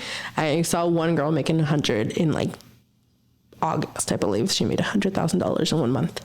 And all she does is post pretty much simple stuff? Simple stuff, and sex and everything, and does the customs are big on there. So $500 for custom videos. You're like, $500 for a 5-minute video? Okay. It's a little out of my price point, but whoever wants to spend that for that particular girl, you go. That's wild, right? I know. It's a whole new world. It's because it's opened up. It's the internet. You don't have to just connect with people that have access to the DV. You can connect to the world that has a phone. It's it kind of cuts out the company owners a little bit, right? It does a lot. I know girlfriends that have slowed down on their shooting schedule to work on their OnlyFans. Yeah, right. So instead of working 15 months, 15 scenes a month, they're going to do 7. And instead of those other, 8 days, they're going to do their own content. Yeah. So back to the original part of that whole, journey we just did was the experiences in life are Yes. important. You know what I mean? So money is not everything, but it helps. I go with, I've had a lot of money, I've had a little money. At the end of the day, it doesn't matter what's in your bank account, is if you can just be happy with what you have right now and know that there's goals. I'm good on goals. Did you go to college? I did. What'd you study? I studied art and culinary. So I'm a cook. So I know I know how to blow you and I know how to cook for you. That's good. What's your favorite dish? Going out to eat would be sushi. Making, I don't ever make the same dish twice. So if you're enjoying a dish, enjoy it for what it is, because you won't have it again. Because I have no idea what I put in things. I just make it really good. But I almost go into like a zone where I'm just like, I'm going to put here, this, and then enjoy. Oh, because you just told me you were catering. Mm-hmm. So is that where you're using your skills, culinary skills on the catering job? Yeah. Do they love it on the set? Or I go with, it's really popular. Like Tuesday, I'm catering for Lena Paul and her, I don't remember what company she's working for. I think DP. For what? Digital Playground. Oh, okay. So I think I'm going to be catering their set that day, and it's just a few things. So keeps people happy. How much you charge for catering? It depends on the head. Typically anywhere from 20 to 40, depending on what they want. 24? Yeah, so I go with, if it's just lunch and snacks, 20. If we're talking the whole day, we're talking 40. It's usually, what's the set, 10, 20 people? 10, 20 people. And a bigger production. Bigger productions, yeah. And then sometimes it's an all-day thing from 8 in the morning to 12 o'clock at night if they're doing features. Oh, yeah. How many features have you done? Cooking, I think 4. No, have you appeared on? 1. 1? Yeah. What was it called? Weight of Infidelity. Weight of Infidelity. It's by Adult Time. Weight Infidelity? Mm-hmm. Okay. Was it fun? It was fun. It was good. It won me Niche Performer, and the movie it won Best Featurette. So you won the award. Mm-hmm. That's cool. How'd that feel? I was very proud of it. I was having sex with Angela White and Tommy Pistol, so I'm like, that was a good combo. Yeah, she's a really popular girl. She is so popular. And Tommy Pistol is a good performer? Yeah, solid. I go with, he puts his heart out when he fucks, and it's entertaining. It's good. Yeah. It's not all about dick size nowadays. It's like, can you give me the show? Really? Mm-hmm. Well, I mean, yeah. I mean, it's a bunch of different weird valleys of performers, because dick size always was important, but I guess today when they shoot their dicks up and they have Viagra, then a lot of big dicks will work. But before that, a real big dick didn't get hard too easily. Mm-hmm. They did, but not too many of them. Yeah, I'm like, you would have to be really good. The Shawn Michaels back in the day, I'm like, that man was a rock star, because that dick got hard. Yeah, he was a natural, good performer. So you were a fan of porn before? I was, because my husband worked at a video store. I never watched porn. I always liked the box covers. Even now, I don't really watch porn. I like, if I'm going to masturbate or do anything like that, I'm like, it's usually cartoon porn, because I don't recognize anything on the cartoons. Japanese? It's something. It's Japanese something happening. It's something that I'm like, I can't go with, oh yeah, we have dinner plans with her tomorrow. When's the first time you masturbated? Honestly, probably when I was 20. I just never was into it. It was just never something entertaining. Fuck, really? Yeah. Wow. It was like when I started having sex, I'm like, I can come really easily, so why the fuck do I have to? And then I got with my husband so young, I was 17, I'm like, all right. I mean, that's not so young, that's pretty... No, it's pretty, but yeah, I go with nowadays girls getting married, so, nowadays most people are getting married in their 30s and having kids at 35. Yeah, right. That's different. Before it was 18 to 25. Mm-hmm. Now it's 30 to 40 probably. Yeah, and we're all working on our careers before we decide to get knocked up. Right. So... you want to think, because you're a porno star, I mean, you want to think about the psychology, what makes a porno star, so that's what the profile, I'm making a profile here. Yeah. When was the first time you looked at a boy? I know you said you flirted, but it seemed like you were flirting with him more for a reason. So when was the first time you looked at a boy and said, oh, I like this boy, or a girl? I don't know. When? Honestly, probably around 16. I always liked boys. I had boyfriends, but I would never fuck. I would never do anything. I was always playful. That I would get people off by being playful and going, oh, I'm a tease and whatever. I joke, I'm the best tease you've ever me. I can get you hard and get you close and without even fucking touching your dick over, like underneath your like pants or anything. Like, I don't even physically have to touch it. I will get you close to that. But I just never really, it was never a thing that drove me. It was like, okay, great. And go with the older I got, I just realized I was really good at it. So I didn't really have to work at it as much. So you really did look at a guy, so I love that way, that guy? Mm-mm. Wow, that's interesting, don't you think? Yeah, it is. But I go with, I just had other things to focus on. I'm like, okay, I know it's there. I know I can get it if I want it. It's like, I think maybe I was just too confident for my own skin. Yeah, that sounds pretty interesting there. I mean, so when were the guys trying to grab? Oh, very young. I was a D cup by the time I was like 8. Wow. I think maybe that's why, because I just didn't want the attention like back. I'm like, if I want it, all right, cool, great, no, it's there. So I never had to work on it. I have pictures of me being 10 or 11 that I looked almost close to what I look like now. I look younger, my face was rounder, but I don't, body-wise, everything. I was always really curvy. I've always been curvy. I've always had boobs. Like, it was always a thing. So I always remember getting attention, but I just never really, like, it was just there. It's like, I didn't really give a fuck. Really? It's like... Yeah, you know? Whatever. Yeah, it's like, okay, cool, really? Great. Just another one. Just another guy that's into me. Great. Oh, that's a trip. Mm-hmm. Were you popular in school? Mm-hmm. Yeah? Mm-hmm.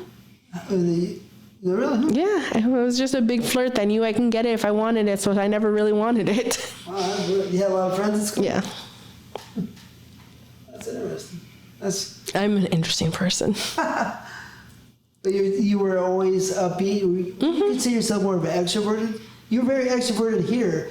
Yes. But when I met you, you seemed a little bit introverted, a little bit quiet. I think I just didn't know my place as much. Mm-hmm. Like, I thought it was, okay, so I'm here to do my job. I'm going to do my job and get my paycheck and move on. Now I think it's more, you want to get to know me, so get to know me. And I can now with social media and everything like that. It's like more like, if you're into me, let's do it. So did you ever? So you're telling me when you're 11 years old, mm-hmm. right? You're kind of already developed. Mm-hmm. Were you thick then, or just developed? No, I was always thick. I've always been thicker. Like, yeah, I was always a thick girl. Developed everything. I seriously had pictures when I was younger that I look almost identical. It's crazy. That's pretty heavy duty, right? Yeah. So did any girls ever say, oh, you're kind of thick, maybe you're fat or anything? Oh, yeah, but I would fucking go with it. I would go, yeah, but I could still get your guy. I've always had an attitude about it. Yeah. It's funny. I've never apologized for being my size or being what I am or who I am. My mom always told me, I'm like, be the most confident person that walks into the room, no matter what room you're walking into, because nobody can take the confidence away from you. And it's true. You walk into the room like you own it. Nobody questions that. They just assume you fucking own it and they just don't know yet. You know what I mean? It's like, oh, okay, this is what's happening. I'm like, yeah. Yeah, I've just always kind of been me. I mean, they have that saying, confidence is very sexy. Mm-hmm. Oh, yeah. Trust me. I can be the sexiest girl in any room. I mean, that's it. Mm-hmm. They do just like this. What does that do to they just say, okay? Yeah, it's like, oh, okay, well, I'm not normally into you. Okay, let's do this. Yeah, that's a fun way to think of it. So because you started so young in business, you didn't really have any other jobs, did you? I've always had normal jobs. So behind the scenes, I've always worked at a furniture store. I did cooking. I did other stuff. Like, I've always had a normal job. Porn, I could have walked away from porn at any given point and been okay money-wise. I've always done it because I enjoy it, not the paycheck at the end of the day. So what do you enjoy about it? The attention. The attention? I love the attention. Really? It drives me. What do you mean the attention? The attention on the set or the attention outside? Both. In the public? I go with, it's a little of everything. It's the idea of just having that fantasy lived out, and that I can be the fantasy for that person. When was the first time, they recognized you in the street, from doing movies, and how did you feel? My real name's Karla. So they came up to me and said, hi, Karla. And I'm like, hi. And then, I almost have to, and early on, I didn't realize that I didn't know the person kind of thing. So I was almost like, oh, okay, somebody's coming up to say hi, Cool. Yeah, I'm like, cool, great. I'm like, maybe I don't remember your face, but I'm like, okay. I remember it, and it was kind of one of those things that I think I was at a casino with my family, and this guy came up to me and said, "Hi, Karla," and I'm like, "Oh, hi," and we were talking, and I'm like, he's like, "Oh, so how are you doing?" I'm like, and then he brought up, "Oh, I love you in this scene." I'm like, "Oh, that's how I know you," and I didn't treat it like, I'm like, "Okay, great," and he's like, "I wish I had your, an autograph," and I'm like, "Okay, let me sign this for you." My mom, dad walked away, they were doing something else, and they were playing casino games, whatever, I don't know. But I remember that being the first time that it happened in public. Now it happens so much because I've been around so fucking long. But for me, yes, consistently, which is a big deal. Yes. I remember a few months ago, I was at a grocery store and shopping for my catering company, actually, and I was with my boyfriend, and there was a guy in front of me, and the guy looks over and I smile because I'm always smiling, and he finished paying, and he looks back, and then she starts ringing me out, and he looks over, he's like, "You look like Karla Lane," and then I'm like, "Okay," and then I'm like, "Oh, you should tell that to my boyfriend," and he's like, "She looks like Karla Lane," and then my boyfriend's like, "Oh, really? She gets that a lot." Your boyfriend, not the husband. No, not the boyfriend, not the husband. But a lot of girls will envy you, Thank you. But it's interesting how that happens nowadays, because I think people look at me and they're like, "Oh, she's very cute. And then they're like, "Oh, no, she's very cute. She's very, oh, fuck, that's Karla." That's typically how that plays out. It's usually 3 looks. The first look, oh, she's smiling. Second look, she looks familiar. Why does she look familiar? Third time, oh, wait, I've masturbated to her. Yeah. But so you just said earlier that you love the attention. Yeah. So you get excited? Mm-hmm. It's fun. It's entertaining. How many times a week or a day might you get recognized when you're out in public? It depends. It depends where I am. Like Legoland, it happened once with a guy. He was there with his family, and he looks at me and he smiles, and then he looks at me again, in a different face, and the third time it was like. So it happens. It's just not every time do they come up to me because of the situation, but I'm like, pretty often. Once a day, maybe. Like if I'm at home, no, but yes, if I'm out, sometimes, yeah. Okay. All right. You're a Latin performer. You're Latin. You have a Latin look. I do. You know what I mean? Mm-hmm. So there's not always a ton of Latin performers. There isn't. That stay. You know what I mean? I'm Latin, but you never would know. But my friend Nacho is Latin. You ever heard of him? Mm-hmm. You ever work with him? I have never worked with him. He's so famous in Spain. Yep. Right? Because one day, way back, he said, "I'm going to be way more famous than you." This is when I was at a peak, right? Mm-hmm. And so when I went to Spain with him the other day, came and walked the streets. It's crazy. Yep. It's fucking crazy. I go with, he is more famous than you in that country. It's all relevant, right? Oh no, he beat me anyways. Yes. I stopped performing 20 years ago, kind of. I go with, it's interesting how that happens. It's all perspective on my certain areas. I'm going to be the most popular porn star. I go with, at AVN, there's so many porn people there. So many. And I get recognized a lot, and people come and ask for my autograph. But you know who recognizes me more than anything? Even just walking with my plain clothing? The people that work there. My fan base is the one that works there.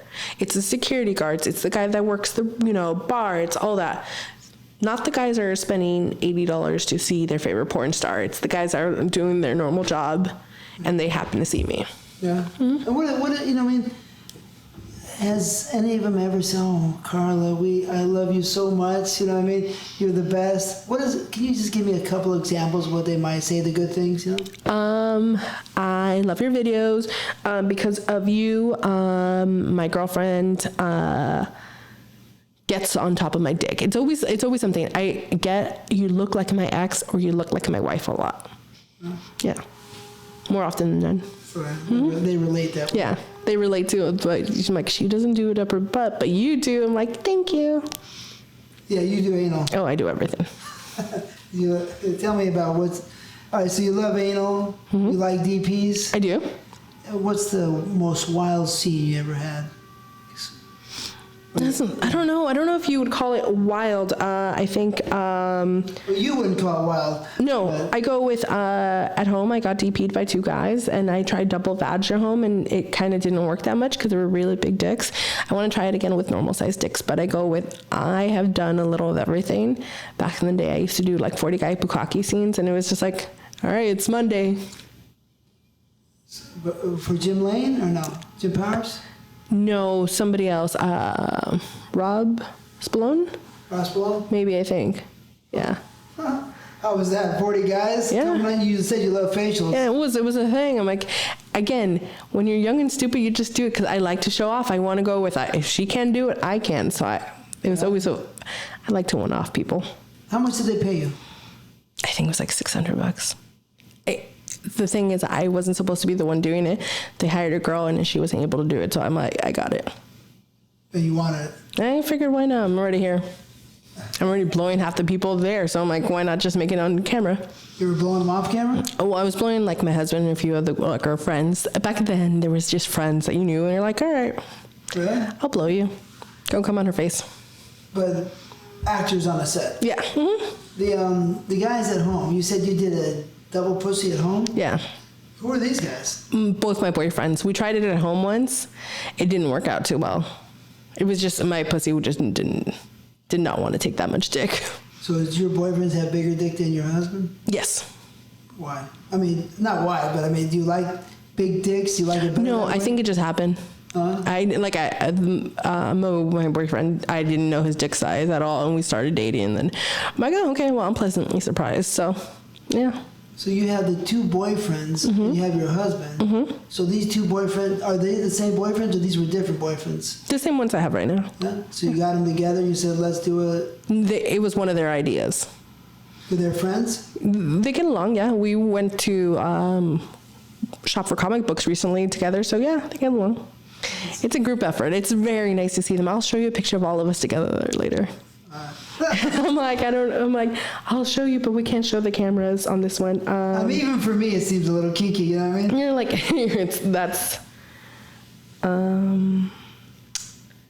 so this is us as the group.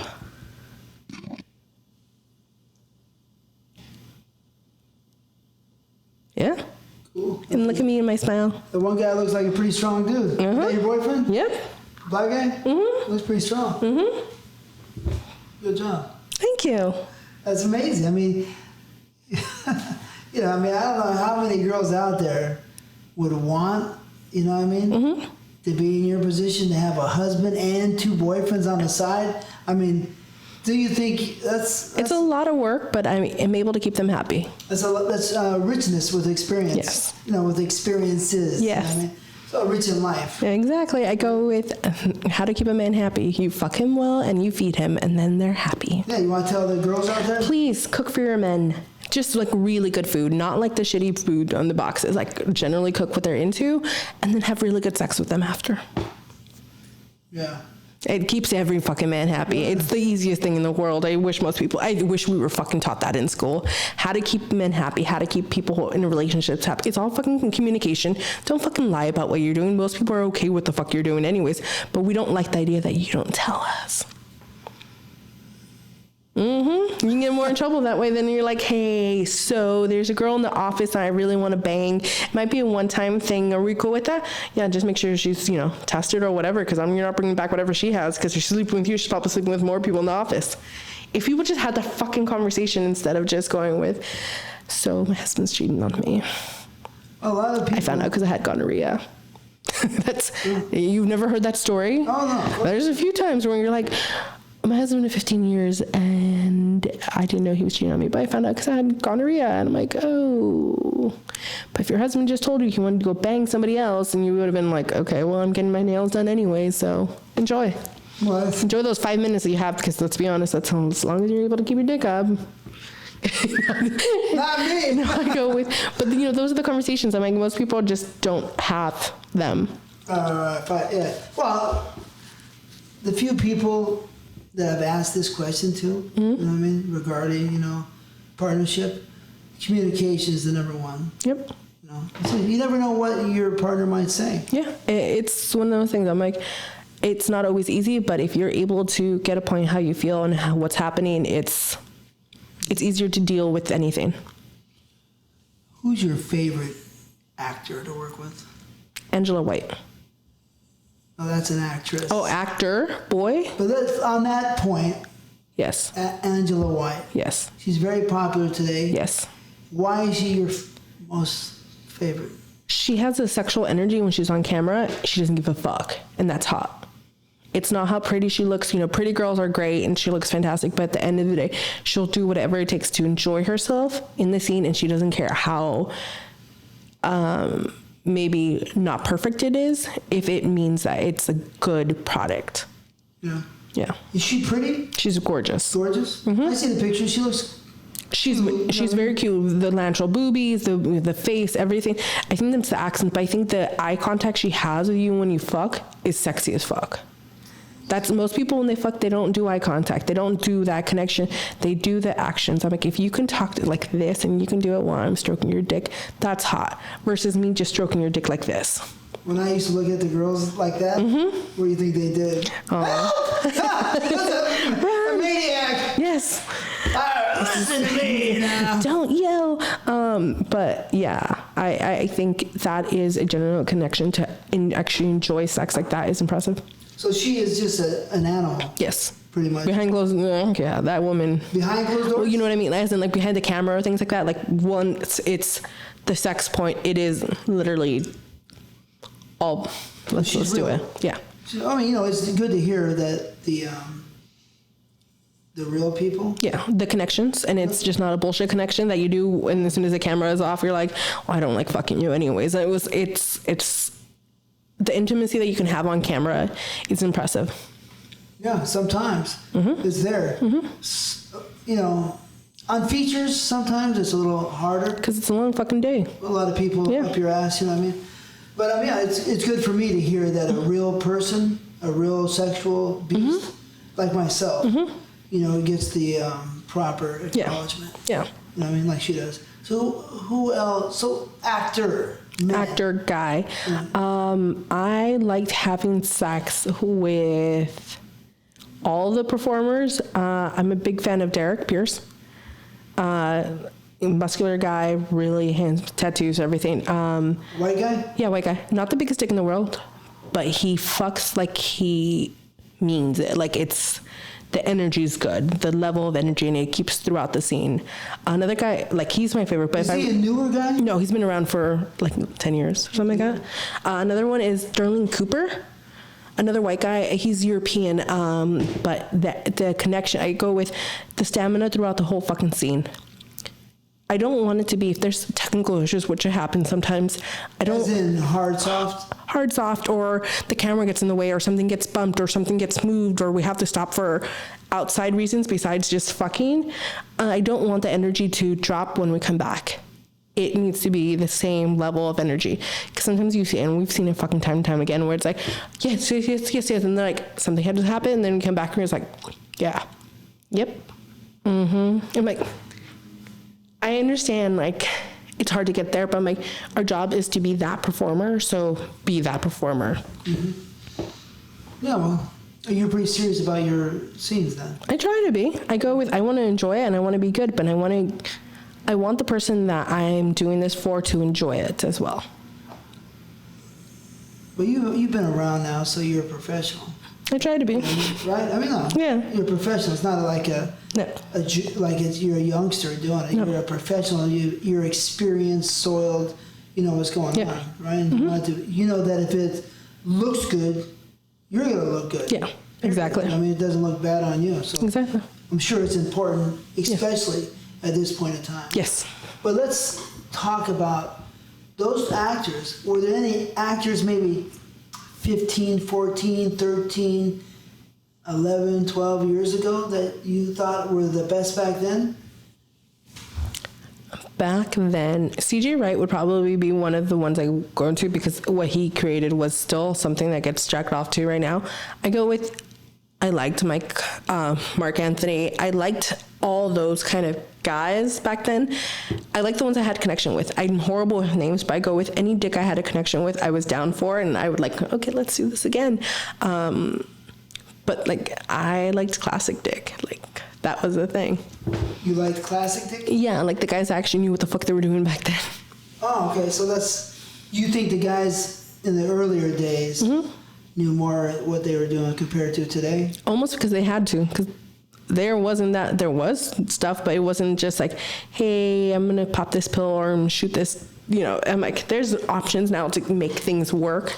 Back then you had to have more of a, this is how we're making it happen. Well, you weren't there when there was nothing. Yeah, I was not there. I came into the beginning of, here's a pill. Yeah. I mean, if you saw what I saw, right, I've said it numerous times on the show, so I'm not going to bring it up again. That's all I'll say. Yep. Do you like working with girls? I love working with everybody. I'm an equal opportunist. Oh, did you always? I mean, when you look at a girl, you say, "Whoa, she looks pretty. The shape of her body, the face, the way she moves. Sometimes they move elegantly and kind of glide. You know what I mean? Yeah. Or you just say she's a girl. Well, what's I your go opinion? with. It's all about connection. Basically, if you're gonna get off, if I'm gonna get off, we're good. I don't really give a fuck what you look like or who you are or what particular body parts you have. I'm like, can we connect? Can we fuck? Can we fuck really good together? Can we both get off and enjoy it? Then that's what matters. Yeah. Again, just a dirty bitch. You're a Just porno like star. fucking. I just like fucking. You're like you just like fucking. I just like having good sex on camera. Yes. All right. Here's a good question then. Are you a size queen? Doesn't sound like it, No. but no. No, I've had I will admit, I've had the best sex of my life with my ex-boyfriend, and he was a little person that had a smaller dick. What size? Probably Sure. 3 inches? No. 3 inches. Yeah. Whoa. I go with, but me riding him on top, it would rub all the right places, and I would have the best orgasms in my life. I've like the crying orgasms where you're like, okay, yeah. What's show me the biggest dick you've had sex with. Probably pretty good size. Yeah. That looks about 10 inches. 10, 10, 13, 10 and a half. So you haven't had like Mandingo or Jack or maybe a new guy named Dread? No, I have not had sex with Dread. I have not had any of those. I go with, it just hasn't been booked, but I'm like, I've had sex with some pretty big dicks. Do you want to have, is there any actors that you want to work with that you haven't worked with? Performers? Manuel, there it is. Yes, I'm like, I'm losing fucking names right now. Yeah, him. I think he has such a fucking good sexual connection with when he performs, and it's like, that's sexy. It's almost like full on, I don't give a fuck what this comes out. I know it's gonna look good because the camera guy's doing their job, the lighting guy's doing their job, the sound guy's doing their job. I need to do my job well. Yeah, he's a very popular actor. Been around a long time. A very long time. Probably is about 2002. Yeah. Rocco. Yeah. At my house. Yeah. And he said, "Here's the new guy, Manuel. He's good. He's good. He's going to be a big star. He's very good." Because Rocco doesn't say that very often. Yeah. I said, "Okay, hi, Manuel." Yeah. And he become, and there he is. like yeah. It's interesting how in the beginning where you're like, nobody knows how far anybody's career is going to go. We don't know if we have the next superstar or if we have the next guy that's going to flame out. You don't. But when you hear somebody like that level recommend somebody, you're like, I'll take note. I got this. Yeah. No, man, he's a nice guy, man. Yeah. Well, nice person. What's your favorite position? I like to be on top most of the time. I like control. You like to grind down, grind your clit, Yeah. so you can bust? I bust any time, but I think I like the idea of being able to see his face and controlling how I make him react to it. Yeah. You were power hungry. I am. That or... Genghis Khan here. I don't know what you're talking about. I'm an angel. Yeah. So we don't want you to be a ruler. There might be some problems. Oh, huh? I am just saying. And this is why I don't want to have children, because I know that kid will take over the fucking world. Really? Yes. You don't want to have kids? No, never. No? It was never it's not my thing. I go with, I have nieces, I have nephews. I'm good. Yeah. I don't want my my seed to take over the world. I've always had a fear of that. Really? Oh yeah. I go with, I'm a very manipulative person. I'm a very sweet looking girl next door. If I had a girl, and my husband's probably one of the smartest men I've ever met, like ridiculously smart, that kid would take over the world. Me being so cute, innocent, him being so smart, that kid would literally take over the world. It's just not worth it. I can't do that to the world. Well, thank you. I know, Thanks for right? saving us. I know, I'm sorry. It's true though. Yeah, I mean, at 5 years old, you're manipulating, so it's got to mean something. And it's one of those things. I always knew what I wanted, and I always got what I wanted.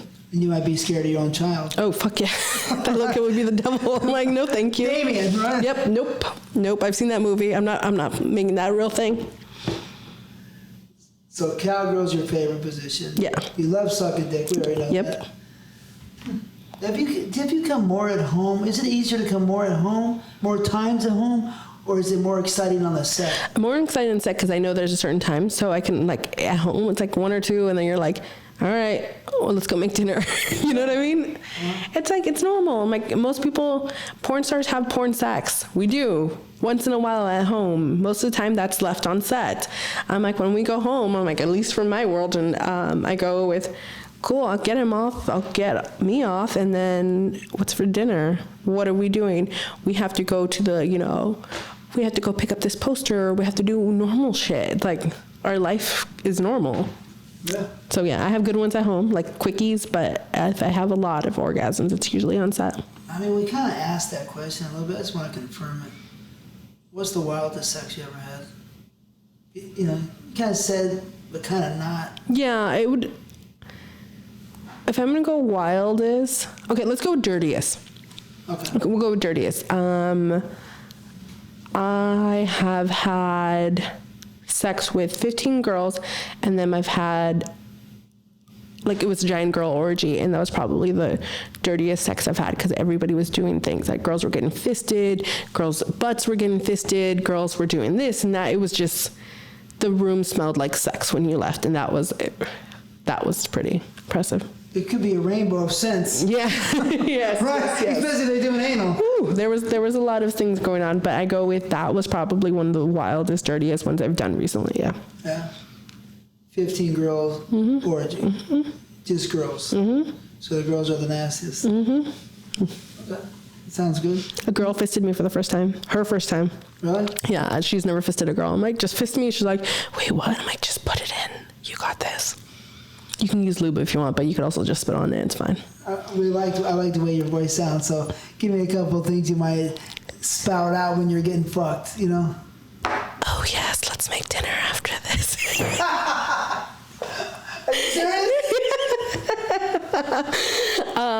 Did you put the laundry away? Oh, come on, man. Are you fucking around? Yes. No, probably not. I go with, I'm not really good at the dirty talk. While we're fucking, I've never been. It's like, I actually wanted to take a Spanish dirty talking class because I've never learned how to dirty talk in English. So I figured maybe I should just learn Spanish and maybe that would make me better in English. But I'm like, I've never been one of those girls going, oh yeah, daddy, let me suck your dick, or like, oh yeah, stick it in me harder. I'm like, fuck no. I'm like, can we go a little faster here? Or I'm like, okay, wait, no, let me take over. Like, I got this. But you sound pretty good when you say that. You sound like a valley girl almost. It's a thing. I've worked on it. Yeah. So you just pretty much have just fucked me harder. Yeah, I go with if you're not hearing the right noises out of me, then you're not doing it right. Then I should take over and I'll do it right for myself. Is there any performers that you worked with that you didn't like? Man or woman or both? They're no longer in the industry, so I go with, there's been a few times where it just hasn't clicked and I don't remember their names, so I just remember they're no longer around, and I'm like, there's a reason they're no longer around. If I couldn't connect with them, and I'm like, I go with, I'm called one of the sweetest girls in porn, they're not gonna make it. It's true. I go with there's certain people that that if they just can't get along with the basic people around, they're going to burn so many bridges, it's not even worth it. I mean, it's a weird, the porno. So let's talk about that. Let's ask that question. You've had all these years, right? Yes. I've had 30 years, but you've had a good amount of time. So what changes have you seen? Dramatic changes have you seen from then when you started and today? I go, the big one is that I don't have to rely on somebody to hire me to make money. I can make my own money. I can control my own image. I have the power to make myself look a particular way online. I don't need companies to, put me on a cover to be the most popular girl on a particular platform. It's, can I connect with my fans and can I get the money I want out of my fans to pay my bills or to make to make my ends meet, basically. And that's different. I'm like, I grew up, we came in the generation where you got hired. That's how you made a porn star. Not these girls that just come in now and have their platforms and whatever the platform they choose and are their own superstars in their own world. Yeah. And obviously when we were talking in the beginning, you were saying you miss those golden type of years. Fuck, I do. The money was so, I'm like, I work more now being me than I used to. Back then I would go to work, have sex, get a paycheck, and walk out. That was the end of my thing. It wasn't a continuance. Now it's me on social media, me on Twitter, me on Instagram, me on OnlyFans, me on Twitch, or whatever new fucking platform we're using today. That takes work. That takes a lot of work to keep that going. So it was way easier back then. It was easy to be a porn star back then. Now you have to be your own media person. You have to be your own designer of like your flyers and things like that, and your own, produce your own content, your own editor, your own lighting, your own this, your own that. There's so many more things I have to do for myself than I ever had to do back then. But it's just a new way of thinking. I think I'm the in-between thing where I know what it used to be like, and now I have to, I'm literally in the last 3 years, I've adjusted my old way of thinking of going with this is porn to my new way of going with this is what we have to do to keep going. Mm-hmm. Yeah. I understand so many facets of the business. Yeah. Right. And I can tell you this, and tell the people this, that when you focus all your energy into being like a star or a performer, is more powerful, I think, than taking some of that energy and expending it to these other, this other time or other platform, whatever you want to call it, the social media. It takes something out of you. Yeah.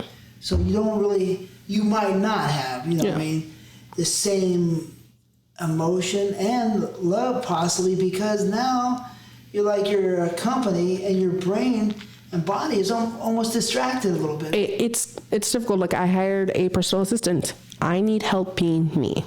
I need help somebody answering my messages or organizing my messages so I can get to them instead of going through the 50 messages I have. The ones that go high by, I'm like, I don't need to read those. I don't even need to see them. They don't matter. I'm like, but the guy that wants a $50, panty set or a custom video for $500, that's the one that needs priority, not just the fillers.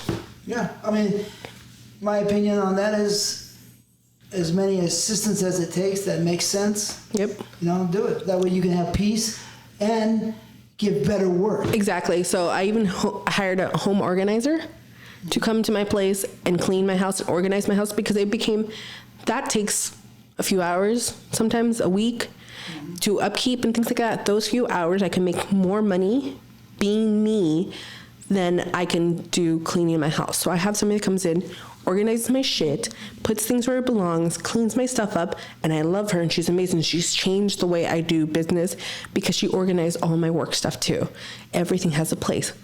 My pink dildos are over there, my blue ones are over there. Like the simple shit. I'm like, wait, what? That can be organized and that can be put back where it goes. And so every time you put it back there. And if it doesn't, then she comes over and does it again. But I think I've learned the older I get that I need help being me.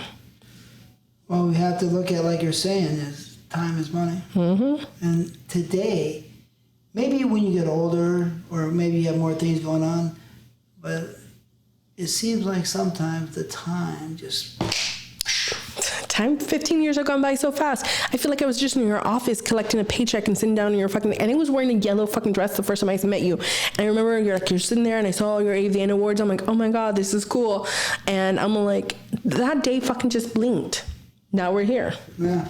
It's like even a day goes by so fast, right? You ever look and say, where the fuck did my day go? Didn't I just go to bed? Yeah, seriously. I'm like, I have a to-do list every day where I like do my things. I go with, I do this, I need to do this, I need to do that. And I'm like, oh my God, there's so much shit. You know what I mean? If I can get somebody to help me do that. I'm like, that's where I'm at right now. I'm like, I'm paying for convenience as well, not just experiences, but convenience, because my life and my time is worth more than the basic shit sometimes. No, you're gonna have to keep that in mind always. Yep. You know what I mean? Because the time is precious. Yep. Especially when you get older. You know? I go with, trust me. You can't make more time. Everybody knows that. No. I'm like, and life is so fucking delicate. I'm like, again, Kobe, here he was, and then he's gone. So delicate. So delicate. It's scary. The people that you love. Yeah.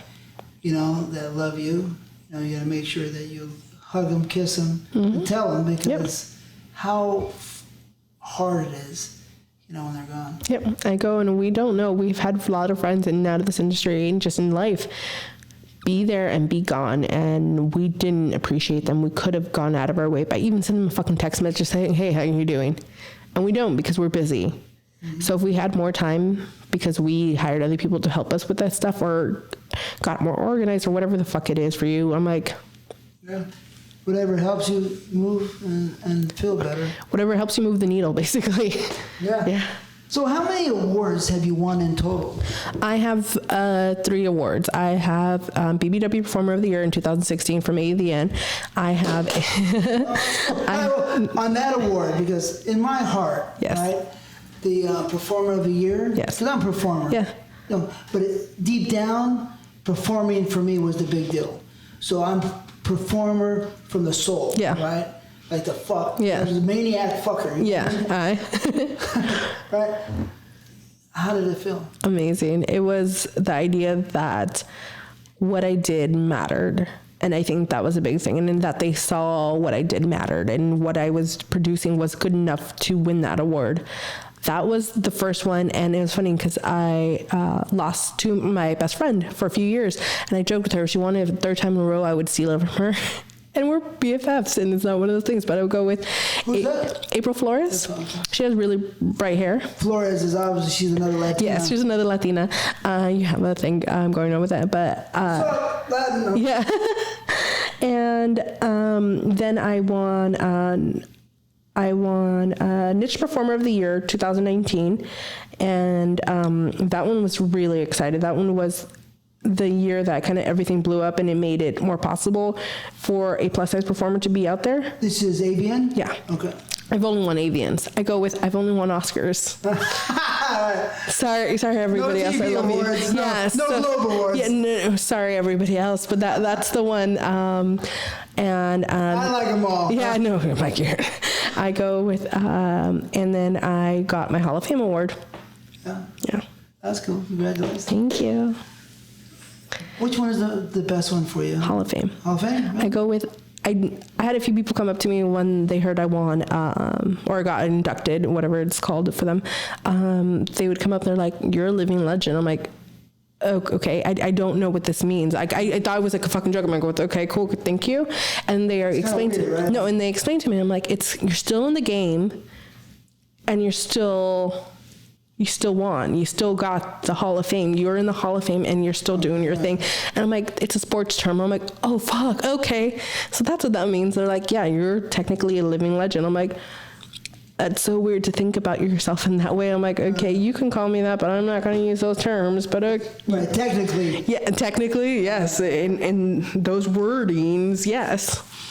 I have another question for you. This one is really one that makes me think weird things, okay? So I want to hear your opinion on it, because I have my own beliefs on it, right? And I'm pretty serious about my beliefs about this. What and how, or just how do you feel about this new terminology called, in the business, sex workers? I am not 100% for it, and I get shit for it, because I go with, what I do is 100% legal. I am not a good hooker. I am not good at anything else when it comes to that stuff.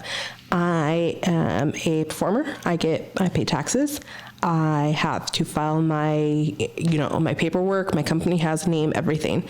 So I go with what I do is sex work, but it isn't put me in the same umbrella as everybody else, because at the end of the day, a lot of the girls that are using those titles do not pay taxes for what they should. They do not treat it as a business. They treat it as something they're doing. This is a business. This is my career. My career isn't something that can be just tossed in a verb that everybody's using right now. This is the way I look at it. I would consider you, me, most of the people, especially if you're interested in making the connection, which is good for the fans. I would consider that terminology to be called a movie star. Okay. A porn star. Yes. Right? Yes. A movie porn star, a Yes. movie sex star. Yes. Not a sex worker. That, to me, humiliates the idea, and the image of a movie star or a porn star. Yeah, I go with it. It's interesting how that plays, because I understand why they're using it, because they want to put us all together, and they go with we'll be stronger together. I fucking understand that, and cool, but can we just come up with something else? Can we come up with cool? Not everybody is going to go to the Oscars. Do you know what I mean? Some people don't get invited to the Oscars, so this might be where it's a thing where we have to have cool. I'm an adult actress. I happen to do sex work, but I am not a sex worker in that title. It's hard because I'm like, I'm gonna get shit for this. I swear to God. But I go with it, and it's true because everybody wants to be labeled like that, and I'm like, I don't know if I'm 100% comfortable with how it's being portrayed right now, because I'm doing something 100% legal in this area. You know what I mean? I don't want to be put in the thing where people are. I fully support the girl that has to do her thing to make her money. I support the escorts that do this. I support this. I support the strippers. I support everybody. I just don't know if what I do is in that group. It's not, in my opinion. And I have more experience than probably anybody on that platform talking, right? I go with it's just a different way of thinking about it.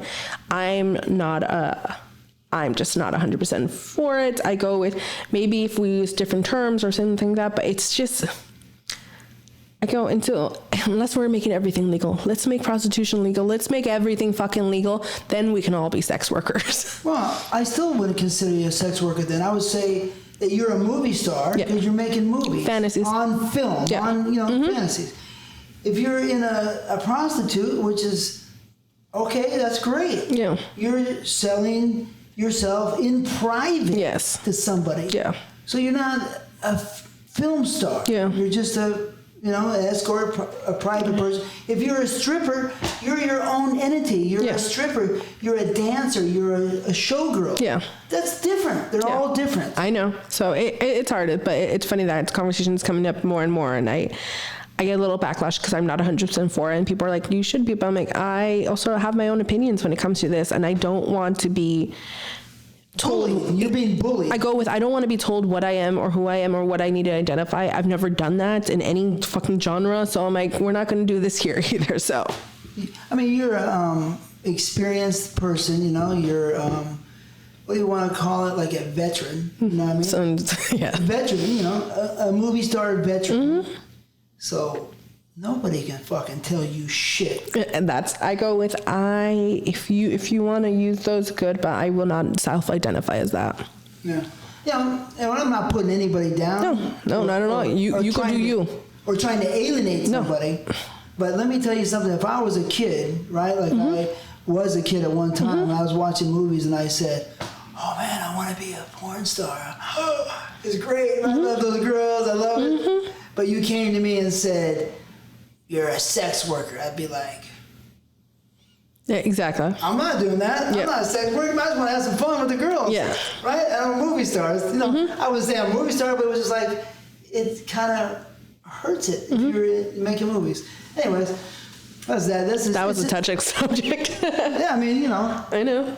And I don't insult or put down anybody. It's not my style. But in this particular time, people want to name everybody, which is strange to me, which seems almost like communistic. Yeah, I go with, why do we need to label everything? Why can't it just be that? Right. You don't want to be labeled a big girl or a plus size. You want to be a performer of the year. I go with, that's my next goal. I'm like, I have the label of plus size. I have the label of BBW. I have that tucked in, ready to go. I can self-identify.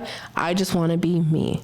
And that applies to everything I do at this point on. Right. I don't like labels too much. Yeah, there you go. But have you hung out with any famous celebrities? Any famous celebrity say, "Oh, well, that's Karla Lane." Yes. Damn. Yes. You know, I have a few of them slide into my DMs. I can't say names, but yes, there's a few. Movie stars, sports stars. All of the above. All of them? Yeah. Yeah, every now and then you see one. I go with, there's a few that I'm like, there's some names where you're like, really? I'm like, yep. It's exciting. I go with, they're just normal people. I don't think of it. I think it's almost funny that they find me entertaining enough to jack off to me. Why? You're a pretty girl. Oh, no, I get it, but I go with, I'm your one? Thank you. I feel flattered. Yeah, but you have some sexy things. You know, I'm a porn aficionado. Yeah, You know what I mean? So I could say, I can understand it, no problem. Yeah, it's funny, but it's always the ones that are like, there's been a few times like I used to go to sporting events. I used to do all that stuff. Did you ever go chill with any of them? Sometimes. I go with, I'm a horrible hooker though. The one time I got paid to hang out with somebody, I dated him for 3 years. So I go with, I don't pretty woman this. So I don't do it. You just go have fun, whatever? I go with, I just go have fun. I'm like, I don't arrange certain times. I go with, again, the one time I did, we dated for 3 years. So I connect too easily, and it's not something that's like whatever. So it's that Latin is dangerous. It is. I go with, this one time I was a hooker at a brothel, legal hooker, and I had to pay taxes and everything like that. How'd you like that? It was boring as fuck because it's in goddamn middle of nowhere. Vegas? I mean, the back. Yes, Prump. And that was fun. And Dennis Hoff was the one that owned that one that I was in, and I knew him for years, and it was fun. You did it for years? No. I knew him for years. So I did it for 10 days. He was going out with Sunset Thomas. Yeah, he was with Sunset, and then Sunny Lane and a few other girls. But it was one of those things. I'm like, it was an experience. I did it. I don't think I would do it again. I think scheduling wise, it's just too hard to be out there. And the few people I did meet out there were still friends on Instagram and Twitter and all that. So you met some nice people working there? Yeah, I had 3 dates and I made good money, and I was the one of those things. I was never the girl that got picked out. I got the fans that came out of their way to meet me. I was never picked out of the group of lineup because they always wanted the skinny blonde or the girl this. But when they were done, or when they were talking to the girls, they're like, wait, you're the porn star? I'm like, yeah, and I'm probably the dirtiest one here. And they're like, wait, oh, okay. Guys never want to pick the plus size girl or the fat girl. They always want, especially when they go there, they have an illusion that this is what a hooker looks like. Cool. Or, this is the girl I want to fuck. And I'm like, you should have picked me. I would have had more fun with you. Well, because you could give them a connection while these other girls are working. Yes. Yes. Yep. I don't saying that word. I'm just saying I was new and fresh, and I wanted to try new things. And then these girls are professionals, but I'm like, I'm also a professional, just not behind closed doors, typically by myself. How long ago was that you did that? About 2 years ago. Oh, that was the other day. Yeah. So it wasn't your thing, obviously. You didn't do it again. It was just boring. Yeah. It was the time in between the people that was boring. If you told me I could go there for a weekend and see 2 clients, I would do it. But the idea that you have to be stuck there for 7 to 10 days because you have to go through the testing, you have to go through the licensing and everything, it's a whole thing. And so, yeah, I'm like, you have to get tested, you have to get licensed, you have to get a background check, everything before you can see your first client. So that's kind of like, that's what. If it was easier, then I would probably do it more often. How much did you get paid? I made good money. Yeah, that's a secret? Yeah. It was good enough that I would consider going back, but it's just the time frame. I mean, I've known girls that have worked there, but I think I've heard $1,000, $1,500. I've heard some numbers like that. I've heard a little more. A little more? I don't even know. Yeah, there's... Well, let's just say the other girls, and not you. Yeah. What is the normal rate? I go with, technically you're not legally, but you're about right. But if depending on the girl, that's about the standard. But depending on if there was a special girl there, then it might be 4 times that price. So 4 times 1,500 is 6,000, or 4 to 6,000? For a special girl? Porno star or something? Wink, wink, yes. I got you. Really? Yeah. Oh, that's a trip. Yeah. I go with, but there's girls that are adult stars that escort on the side, and they, can make, depending on the girl quality and who they are. Some girls, I've heard some friends make $10,000. And I'm like, cool, you do you. If you can pull that number off and you can be okay with it and not do a pretty woman like I do, then take that money and run. Yeah, you don't. Right, I got you. You're not really that girl. No. You're not that girl, and I think you're more of a classic porno star because from what I remember, and they wouldn't do that back then. Yeah. It was almost against their religion. Yep. They wouldn't. They were not the girl that would go to your room. They were adult actresses. This is what, now the line's getting so blurred, and I get it, but I'm like, it's not my thing. Yeah, I had Christy Canyon on the show. You heard of her? Yeah, I love Christy. I've known Christy for years. Right. And we worked together in '89. Mm-hmm. Whatever. We know each other for 30 years. There's no way in hell. Nope. She'd be part of that. Nope. Ginger Lynn was on the show. Yep.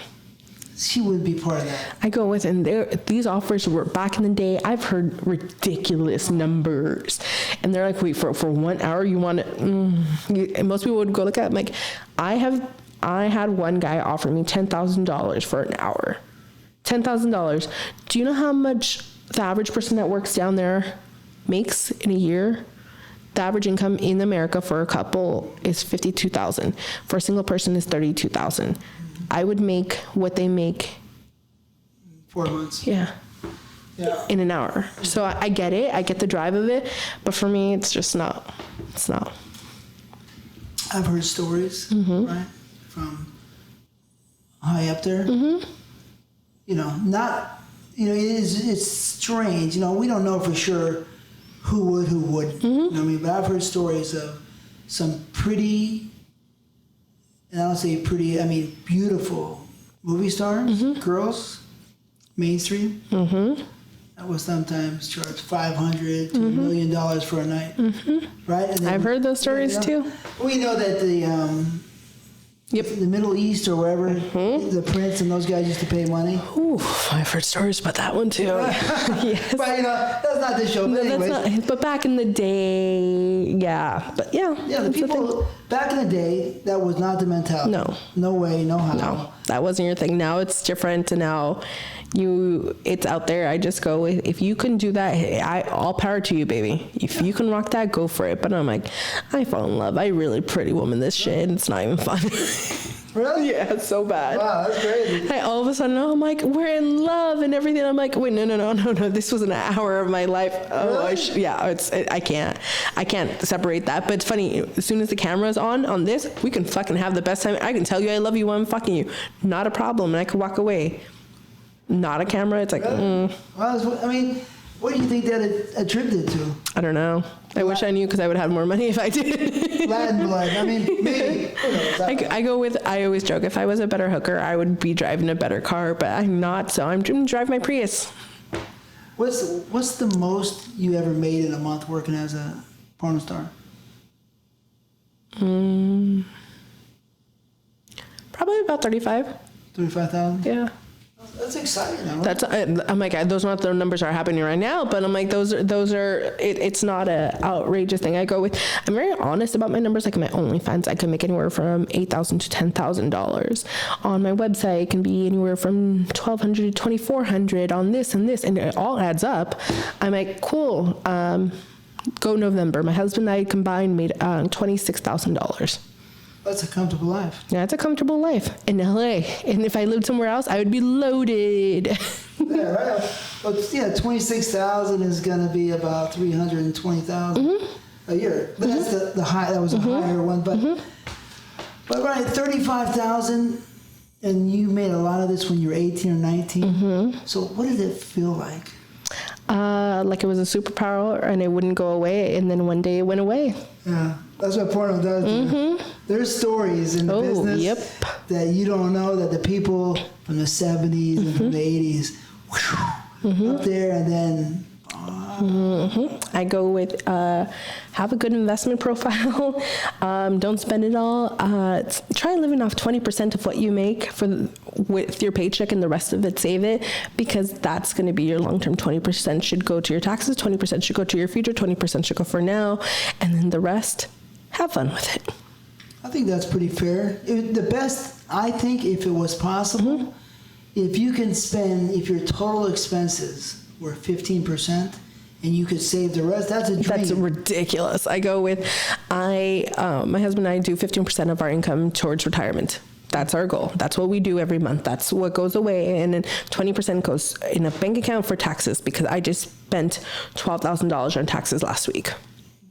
Ouch. It happens, though. It could have been worse. It could have been worse, and I was able to pay it. But I put myself in a position where I was able to do that as well. I see all these girls sometimes make so much money, $150,000, $300,000 a fucking year. And I mean, good girls make that. But I'm like, you realize you're not going to make that money forever. Please be smart about it. That is the main trick in this business. So how many guys do you think you've had sex with? I can't remember. No, yeah, but would you guesstimate? 500. 500? Yeah. And did you fall in love with all 500? If it's on camera, no, but off camera, for a while, I was on a virgin streak where I just fucked virgins. Literally, a guy would tell me he was a virgin. I'm like, I'm down. Really? I just wanted the V card. I didn't give a fuck if I even, it was just like, one time, we're good. Wow. How many do you do? How many virgins? Maybe about 30, 40. Really? Yeah. 18, 19, 20? Young guys? 17? No, not 17. Oh, we can't say that on Nope. Anyways, oh, that's cool. I mean, that's nice of you. Yeah, I just wanted to be the first. How do you ask somebody that question? It's usually the shy ones that that they're so uncomfortable with girls. You're like, so are you virgin? You say that to some guy? Oh, it wouldn't be with some guy. It would be like if we were playing, like I used to in college, I would be we'd be playing Magic, and it would be like whatever, like cards or different things. And then like you notice the shy guy, and you're like, oh, conversation happens, and they find you're not a virgin. I'm like, okay, so we're gonna go back to my house and we're gonna fuck right now. Thank you. And then I want you to lose my number because this is only happening once. Really? Yeah. But I thought you fell in love. Back then, no, not as much. And I think the older I get, the more like I want to get like they're all lines. Oh, hold on. Yeah. Yeah. You can't change the fact that the earth is changing always, and so are you. Yeah, I go with, if you are not changing, if you're not getting better, if you're not improving, you're dying. There's no staying still. That's basically it. You get better, you do better, or you're dying, or what your actions are doing against you. So I try getting better every day. Besides becoming Performer of the Year, you know, with AVN, what are your serious plans for the future? I want to produce more. I produced a movie in 2019 that got nominated and did pretty well. I want to be able to give other performers that may not be able to get hired by bigger companies opportunity to show that they're good at what they do. If that means acting, if that means fucking, if that means just having different things, I want to give that platform to other models. That's nice. I mean, not everybody gets a fair shake. No, that's true. I was born with a pretty smile and a big butt. I can basically get away with murder right now, and people would be going, it's just Karla, it's okay. Not everybody was, and I know how to play the game well. I can teach other people how to play the game. I've been doing it 15 years. I think I'm doing okay. Yeah, sounds good.